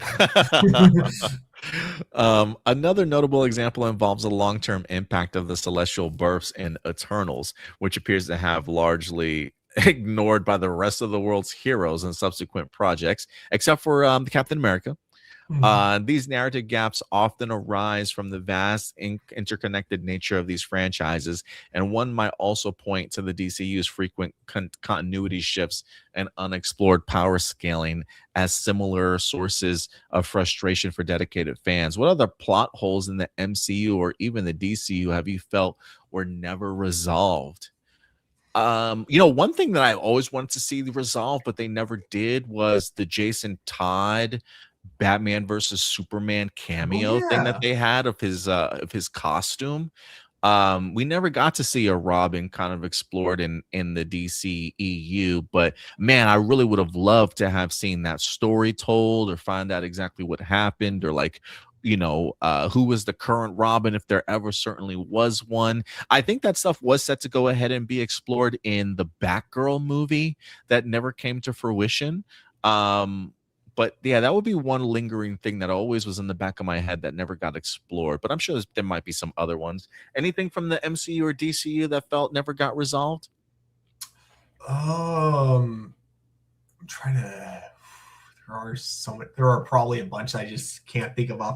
I would say like mostly, and this is probably all going to get resolved during Daredevil season 3, but most of it was definitely the street level heroes on Netflix for Hell's Kitchen. So I think like for Luke Cage, for example, and definitely with Iron Fist, there was definitely a big gap after their shows ended that never got resolved. Trying to think. I'll even say like, well, I guess these are 2 things that are still like question marks as to will they ever get resolved. But Moon Knight season 1 ending was odd in the sense that we got like another variant of, or not another variant, but like another copy of the Moon Knight character, like a different persona. And that never ever got resolved. I don't even know when Moon Knight's gonna pop up again, like ever. It definitely is this case of like stretching themselves way too thin amongst movies and televisions, that they drop something and then just never never go back to it again.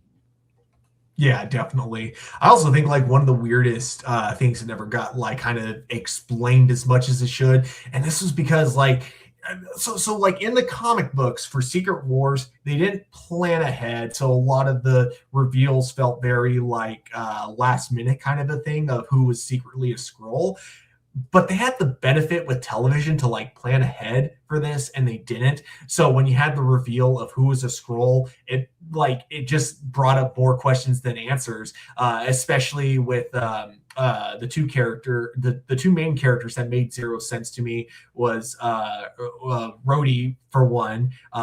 Didn't they never explain like how long he had been there, but they imply that he's been there for a long time, so possibly even during the events of Avengers. And then the guy from the Black Panther movies and Civil War, what's his face, the agent, with him too. Because the last time we did that made zero sense to me. In fact, in the beginning, I actually thought it was supposed when it gets revealed that he's a Skrull, I was like, oh, that makes sense because obviously he's not in America anymore. He's hiding out in Wakanda, so that's kind of clever. We, as the audience, kind of the Martin Freeman character. Yeah, Martin Freeman's Freeman's character. So in the first episode, when it gets revealed, I'm like, okay, that was clever. That makes sense. But then at the end, when it gets revealed that they were able to capture his looks because they had himself captured, he himself was captured. I was just like, wait, how did this happen though? Because Wakanda seems pretty fucking secure. So how did they like capture him from there? Or was he a Skrull before the events of that movie? In which case he seemed to know quite a bit for a Skrull. So again, that just never got explained. And that was just one really big plot hole where it was just because they never planned ahead. They didn't have the foresight. They just thought, oh, we'll make these characters Skrulls just for the fun of it, and it led to so many plot holes. So yeah, I think that would be mine. Nathan does say Midnight Suns, maybe possibly for a return for Moon Knight. So we'll see. Marco Parco, one of those projects. Which of these projects are you most excited to see? MCU expansion featuring Florence Pugh's Yelena Belova and a potential Mystique starring Margot Robbie, or the DC Universe's upcoming Lantern series featuring Kelly MacDonald as the character Kelly. Carrie, excuse me. Florence Pugh continues her prominent role as Yelena, while recent reports suggest Margot Robbie has been offered the role of Mystique for a Marvel Studios special. Meanwhile, the DC universe includes the Lantern series, which features a prominent lead character named Carrie, a no-nonsense sheriff who serves as a primary protagonist alongside the show's Green Lantern's lead. So which upcoming project are you most excited to see? To be fair, I haven't heard of the MCU Yelena Belova and Mystique special. If I have heard anything, I have heard that those two characters have a fight scene in Avengers Doomsday. So I do wonder if it's a case of telephone here where certain details are kind of getting mixed up. The idea of a MCU special of Yelena and Mystique feels a little bit odd to me. So I don't know if that's even a real thing or not, but I have heard again some suggestions that Avengers Doomsday does have a Yelena versus Mystique battle in it. So I do wonder if that's where it's coming from. But because Margot Robbie's already Mystique's already being played, I think, by Romaine, the lady that's always played Mystique. So maybe there's some rumblings of Margot Robbie playing the new MCU Mystique, possibly. But anything Yelena and Mystique oriented, the only thing I've heard is an Avengers Doomsday battle, but I'm not familiar with that. As far as a special presentation type of thing goes, Stuart. Yeah, I too haven't heard anything on that line. So I'd say if I have to pick which I'm more excited for, probably Lanterns, because that one I actually, we've seen a bit, and there is like a little bit of mystery with the sheriff that like kind of intrigues me, especially because we don't quite know how they're going to write how Jordan's suspicions on her accurate, because he clearly doesn't trust her the same way she doesn't trust him. As he puts it, it's not that she doesn't like me, it's the way she doesn't like me that makes me not trust her, so that kind of a thing. So I'm very I think I'm more intrigued just because I know a little bit more about that, and what I know has brought me so many questions that I'm like, I need these questions answered. So I'm gonna go with Lanterns. Yeah, I'll say Lanterns as well there. Kiki and Luca say, I'm still hoping you guys can watch Jiro Dreams of Sushi and give us your thoughts on the movie. So that the next time that we do a viewer's suggestion, Stuart, let Jiro Dreams of Sushi be that one. Let's do it. Okay. AJ the Morphing Grid, Yoshi Sadarso, a unique honor and distinction. Yoshi Sadarso, who memorably played Koda, the Dino Charge Blue Ranger, held the rare distinction of being the only actor to appear in both Power Rangers and its Japanese source material, Super Sentai. His Super Sentai debut featured him as a tourist in Ninja, being rescued by the Japanese counterpart to Preston, the Ninja Steel Blue Ranger, played by his real-life brother Peter. The siblings later solidified their unique legacy by joining forces as back-to-back Blue Rangers during the franchise's 25th anniversary special, Dimensions and Dangers, and the Ninja Steel series finale. The Poisey Show. Given this unprecedented crossover history, does this dual series participation cement Yoshi's status as the ultimate bridge between these two iconic franchises? I would say yes to that. I have always found, I love finding aspects of being a part of the franchise that brings me so much joy to be a fan of. And being able to see Yoshi Sadarso along with his brother Peter both end up being Power Rangers together and then have the ability to be Blue Rangers in back-to-back seasons, and then the Yoshi to get like just this popularity from his role as Koda to then be featured in something like Super Sentai, even if it is just sort of like as a cameo and he's not playing the Koda character, he's just a tourist in there. There was a brief Sadarso Power Rangers era, Stuart. Like, I think especially for people that went to Power Morphicon that year and got the opportunity to see the Dino Charge a team announce the Ninja Steel team, and that memorable hug that we all remember from seeing Yoshi and Peter, embracing each other. Like it as a fan, I don't want to say it's hard to find those really great heartwarming moments, but those are like heartwarming moments that I think for me as a Power Ranger fan will last for forever, but also like really cements like how powerful that moment truly was. And just how cool and epic it was, not just from how much Yoshi participated in Power Rangers and in Super Sentai, but to pass that legacy down to his brother and have his brother do it also. Just really cool shit that we rarely get to see in Power Rangers. Definitely. Haven't met Yoshi Sadarso, but met Peter Sadarso once, and oh my god, that was like, I think of all the actors. You interviewed him, didn't you? Yeah, I did. In fact, I think that interview is still on the channel. But like of all the actors from Power Rangers that I've interacted with, his was my favorite. Like he was just so welcoming. Very much like the thing I always ask you like before interviewing is, I'm like, do you want me to tell you what the questions are beforehand? And most of the time people say yes, which is totally understandable. He didn't want to know. He was just like excited, to just be interviewed. And just like, the conversation we had after the interview was really cool, because then he let me in on some information that he wasn't allowed to tell me, like, while I was filming him, which I thought was really cool, because we had just met. I'm like, wow, you're already trusting me with this. That's so cool of you. Like, oh my gosh, he was such a pleasant dude. Like he is definitely like, if I had to choose like any actor to have a beer with, like he would be like my number one. And I would love to like have a beer with both him and his brother, kind of like get to know what their dynamic is like, like IRL. but yeah, such a great guy. But yeah, and then Yoshi Sudarso, I would love to interview him one of these days. He did, it's funny, even though he didn't have too many speaking lines in this movie, I loved him in Bullet Train for like the very few scenes that we get him in, because he plays like yeah, he was the younger version of the head of yes. yeah, what was it? Yeah, like it was like what was their group called? It was like a crime organization. Yeah, in the flashbacks, he was the head of it, and he definitely looked pretty intimidating. Like during those few shots, like I would love to see him in more like mainstream movies going forward, because I do think that he has a lot of potential for sure.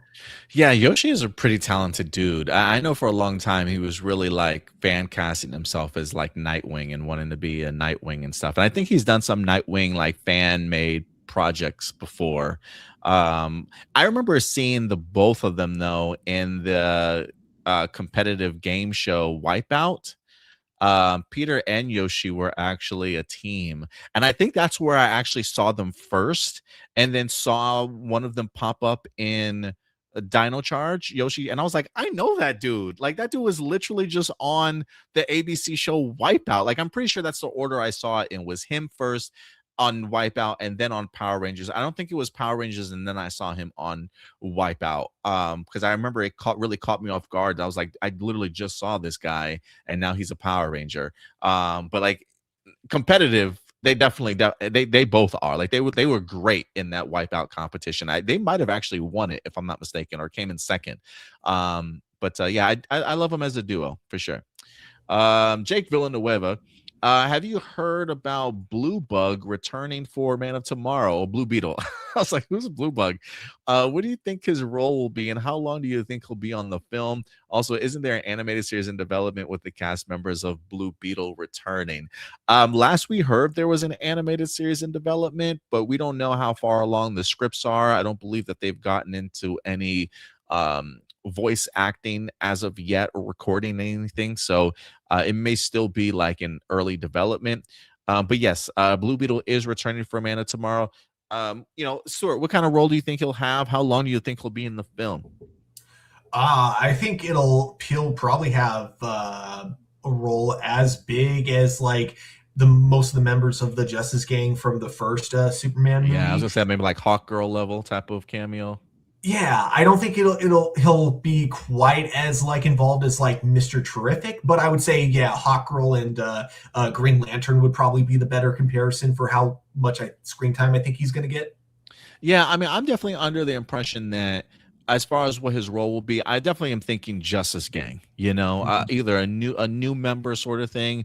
It wouldn't surprise me also if he's also in there based off of the alien technology that's associated with him. If it knows about Brainiac and can kind of add, with it being an alien species, maybe it can add to some exposition for the Brainiac character a little bit and play an integral role in regards to how our heroes learn about Brainiac a little bit more. So those would be the two ways I can see him being involved. I would love to see a interview scene similar to Chris Smith in Peacemaker season 1 when he's being interviewed to be part of the Justice Gang. I would love to see them do something like that, but with Blue Beetle, with Jaime. yeah, that would be fantastic. Blossom says, I've been thinking in the new X-Men 97 about Professor X and Magneto, their views about mutants and humans, are they right on both sides, whether or not humans and mutants should make peace and all? I mean, oh, go ahead. Oh, sorry. I was just going to say, like, I think that's what makes 97, at least. So I haven't started season 2 yet. So if there's anything else, don't spoil it for me. I will catch up eventually. But what made season 1 so terrifying was like that one line that you have what's her face saying, which is that realization of, oh shit, Magneto's right. And I think it's like, yeah, there is right. They are both right to an extent, in the sense that like Patrick Stewart is like, yes, if people had common sense, if people are just willing to like put aside their bigotry, it wouldn't be that difficult for mutants and humans to live along, or to get along, together. And it's like, people would be afraid of, what about the rogue mutants with incredible powers? And it's like, well, what about the mutants who, stop rogue mutants with incredible powers? That kind of a thing. It's a balancing act. And it's like, if we get along together, if we were all to like put aside our bigotry, it wouldn't be that complicated to figure out. That's like Patrick Stewart's side. Magneto's side, though, is sadly accurate in the sense that like humans can't put aside their bigotry for common sense. For some reason, people will always choose as a whole, not saying any individuals, not saying any, individuals in the comments, neither of us, but I'm just saying people as a whole will listen to their hatred more than common sense. And that's why we don't live in a utopia. If people could put aside hatred and focus on common sense, utopia would be the easiest thing for us to fucking achieve, honestly. Well, it's also a reason why fear mongering works, yes, and pushing it towards fearful narratives of other people, because of the fact that our instinctually, for some groups of people, listening to fear over common sense is a real thing. So yeah, it's so funny you brought up that question, because I when I was getting ready for season 2, I went ahead and rewatched season 1, and that United Nations scene with the executioner and Magneto on trial, such a powerful episode. And if you just listen to Magneto's monologue the entire time, it hits way too close to home. Like, I shouldn't be agreeing with this dude, but yeah, I mean, it's a well balanced, and I think that's why Professor X and Magneto make such compelling characters. See, unlike characters like Homelander, where it's like when I hear people go, well, I can kind of see Homelander's side, I'm like, what? But whereas Magneto's like, I can see where Magneto's coming from. It's like, honestly, yeah. Yeah, it's so weird. Jessica Fryman, do you think we can get a sequel to the new Aang movie if it does well on Paramount Plus? And are you planning on watching Stewart Fails to Save the Universe? Is that spinoff series from Big Bang Theory? I believe that's what that is. I don't really have any interest in watching Stewart Fails to Save the Universe. Maybe I'll watch the first episode. I'm assuming he's the same character from Big Bang Theory, or no?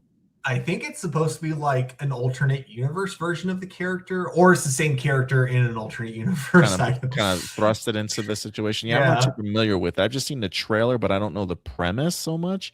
Maybe I'll watch the first episode, but I'm not gonna commit to it. As far as a sequel to the new Aang movie, I think it's a potential that it could. The creators did mention in an article that we spoke about that they had a bigger slate in mind, and are working on other projects after Aang. So maybe that could be a sequel or some other character focus. Who knows? But I do expect there to be more. Yeah, I kind of hope so, but I'm also not going to be disappointed if we don't get it, just because like we're still getting a bunch of other projects from the writing team that I'm really looking forward to. Yeah, absolutely. My friends call me Joseph. Sony often crafts convoluted narratives in their Marvel films while simultaneously cutting impactful character-defining moments, such as the deleted jump scare in Venom in Spider-Man 3, or the emotional revelation about Peter's father in The Amazing Spider-Man 2. These exclusions frequently leave fans in questioning why meaningful sequences that add depth to the protagonist's journey are left out on the cutting room floor. Do you think these specific scenes were removed due to pacing concerns, or will they have significantly improved the overall reception of these films? I think they're taken out of the films because Avi Arad prefers marketing scenes that, can sell more toys, to scenes that add emotion. I think the problem is that there are producers at Sony, and I'm not going to throw it all on Avi Arad this time. I'm just going to say producers at Sony, because I'm sure there's probably others that just don't think that comic book fans like story. They think that comic book fans want the action aspect of it. Because like you listen to the way they talk about their Sony films. They're proud of them. They're like, we don't understand why they didn't make money. They're just as good as the MCU movies. And it's just like they don't understand that what made the MCU movies like so popular was the story that went with the epic. You know, we didn't just get like epic battles. We got very connectable characters that we could relate to in some aspects while going into this epic journey with them. You know, we care about these characters as they go on this journey, and that's why they work. And I think that that's something that like the producers at Sony just don't understand. You know, you can have epic and story together. You know, they've done it before and it works. And I think Sony is still trying to figure that out, and you know, maybe they'll eventually learn it on their own time. They got close, you know, they figured it out during the Spider-Man trilogy, and you know, and I'll even say that the first Andrew Garfield movie, they definitely knew that, but like it seems that Amazing Spider-Man 2 was when they forgot that story mattered, you know. Yeah, no, I totally get you there. Yeah, there are plenty of movies that I've seen where I've seen some deleted scenes and I'm like, damn, I really wish that was in the movie. I feel like it happens more often than not. But yeah, I mean, sometimes with ABA Red and Sony, yeah, you might be right, Stuart, in the sense that they want the whole film to be a big marketing tool to sell toys and not so much character depth. But there are some situations I think maybe pacing comes into play. Maybe the movie's running a little bit too long, but there are plenty of times where I think to myself, like, man, that really should have been in the movie. I think it would have gone really well, but you know, it happens. It happens.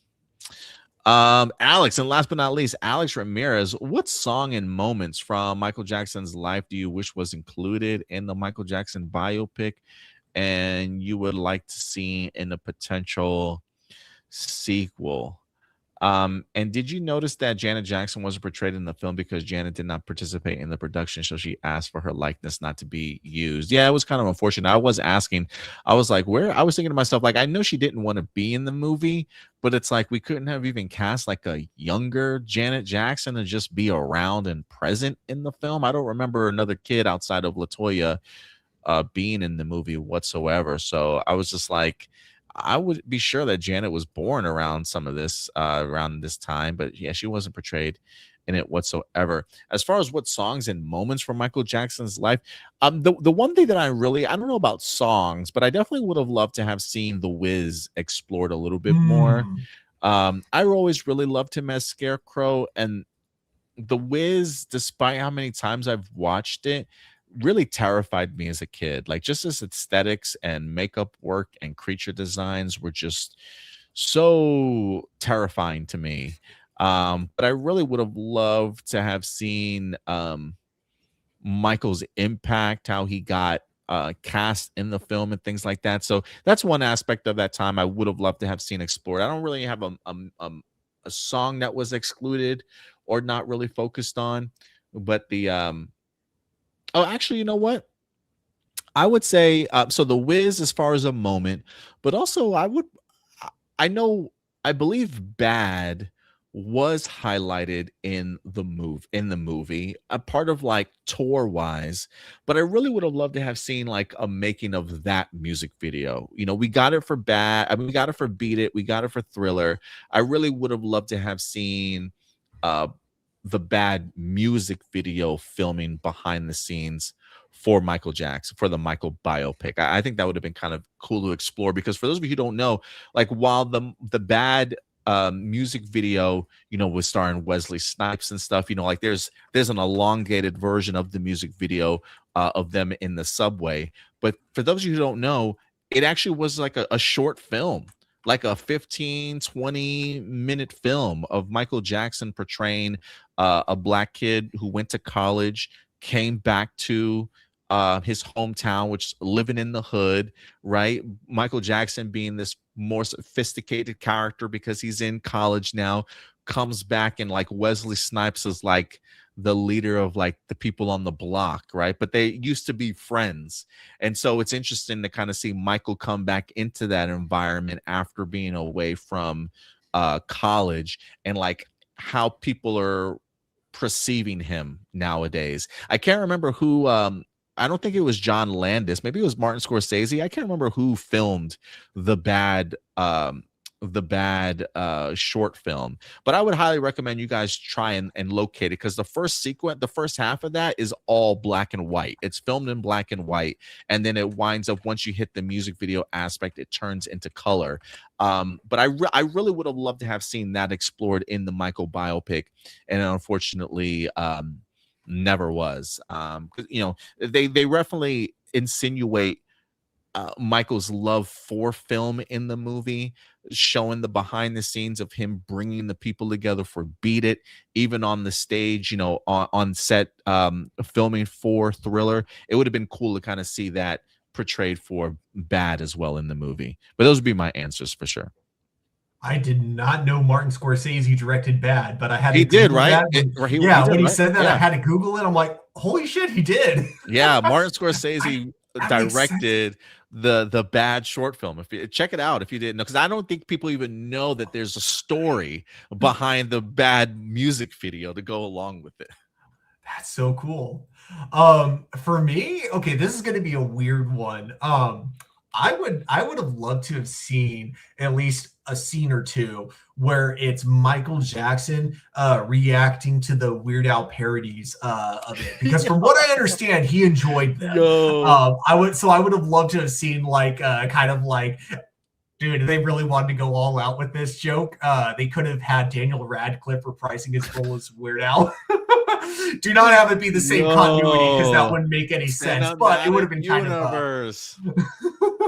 I wouldn't have put them in the same universe, obviously, because clearly Al was not meant to be taken as a real biopic. But regardless, it would have still been kind of fun to have like a moment of him like looking at like Weird Al's version of his songs, because from what I hear, IRL, he actually did enjoy them. That's great. That might have been one of the first parodies outside of maybe Spaceballs that I remember seeing, is the Weird Al "I'm Fat" music video. I don't Weird Al. Oh my god. That's so funny. That's so funny. I definitely am gonna have to. I'm gonna have to go back and rewatch that one. It's been years, dude. Nathan says, yes, I wanted the Wiz to be in it. However, Diana Ross wouldn't allow her likeness to be used. That's true. Kiki and Lucas says, great show, guys. I have more questions, but I'll let you guys spend time with your families. Looking forward to the movie reviews later this week. Yeah, we'll definitely have a movie review for you guys tomorrow. Probably either around 7 or 8 o'clock. I'll let you guys know, since Stuart's not going to be able to join us. I may go a little bit early tomorrow, but Stuart will still send me his thoughts on the movie, The Odyssey, and then his final grade. So I'll talk a little bit about it tomorrow for you guys. And then Pegsy says you should check out the movie Moonwalker, where he transforms into a big Transformers-like character. Yeah, the Moonwalker movie is trippy as hell too. That's another one that had a big music video toward it. I never saw Moonwalker, but I did play the Sega Genesis game, which is considered to be like one of the worst games of all time. Oh yeah, Pexy also says "Eat It" is another music video. That's right. When he did the Beat It one. Those were the two. I'm Fat and Eat It. Okay, God. I'm so sorry. I have one more I want to add to the Michael Jackson idea. I'd be curious if they would legally be allowed to say this, because they legally couldn't credit him for this. But it also would have been kind of cool if they went over when Michael Jackson did the music for Sonic the Hedgehog 3. Oh, he did, huh? Yeah, legally they could not credit him for that. Kind of like when he cameoed on The Simpsons. They legally couldn't credit him for his cameo.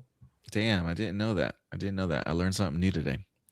Yeah. Kiki and Lucas does say we do need Stu's thoughts on the Odyssey eventually. Yeah, I'll definitely be texting out of my thoughts, and then I will be clarifying my thoughts the very next Sunday during Hero Report. Yeah, that works perfect. All right, guys, that will do it for all of our live viewer questions today. So thank you, everybody who certainly participated. Again, every Saturday afternoon or Saturday evening, I'll go ahead and drop that post, and feel free to submit your questions in. But that will probably do it for today's show. Stuart, if people need to find you on social media, where can they find you, sir? You guys can find me at TurboStew01 over on Letterboxd and Instagram. And I'm going to be checking out the Odyssey in about 3 hours from now. I'm also planning on dropping my X-Men 97 episode 5 review for you guys. If not tonight, then definitely tomorrow. Definitely will drop before next week's episode of X-Men. So certainly look forward to that. And then I will definitely see you guys tomorrow evening for our Let's Talk Movies episode for the Odyssey Focus. If you want to follow us on TikTok, all the way over here at Hero Report, we've got over, I think, 3,500 subscribers as of right now.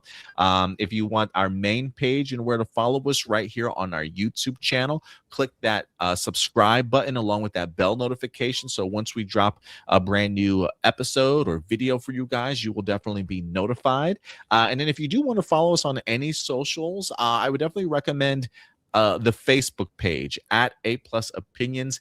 We are well over 4,500 followers over there. We continue to grow on a weekly basis. So thank you to everybody that continues to tune in on our Facebook page. It's really a great aggregator for news and information all throughout the week. Every day we keep it updated with brand new news and info, whether that be posters, trailers, first looks, featurettes, any breaking news. Definitely our Facebook page is the one to certainly follow. And then later on this week, we've got San Diego Comic-Con kicking off this upcoming Thursday. So I may be doing evening recaps of each day. So I'll be taking some of the big news from some of the big panels that wind up dropping throughout the day. And at the end of the day, we will be doing a live recap for you guys. So certainly pay attention. If not starting Thursday night, then definitely Friday night for you guys. But if you want a spot where you can have a live show that recaps everything from San Diego Comic-Con through each day, it's definitely going to be here on our YouTube channel. And then I think our Sunday show is going to be a big sort of live recap from things that happened at the Marvel panel that Saturday night, news that continues to drop on that Sunday, and really getting everybody's perspective and thoughts on any other big news that might drop throughout that week. So we look forward to seeing you guys all through the rest of this week. But today's show is wrapped. So until next week, guys, do us a big favor. As always, we'll see you next time. Take care of yourselves, take care of each other, and keep it A+. We'll talk to you guys later. Bye.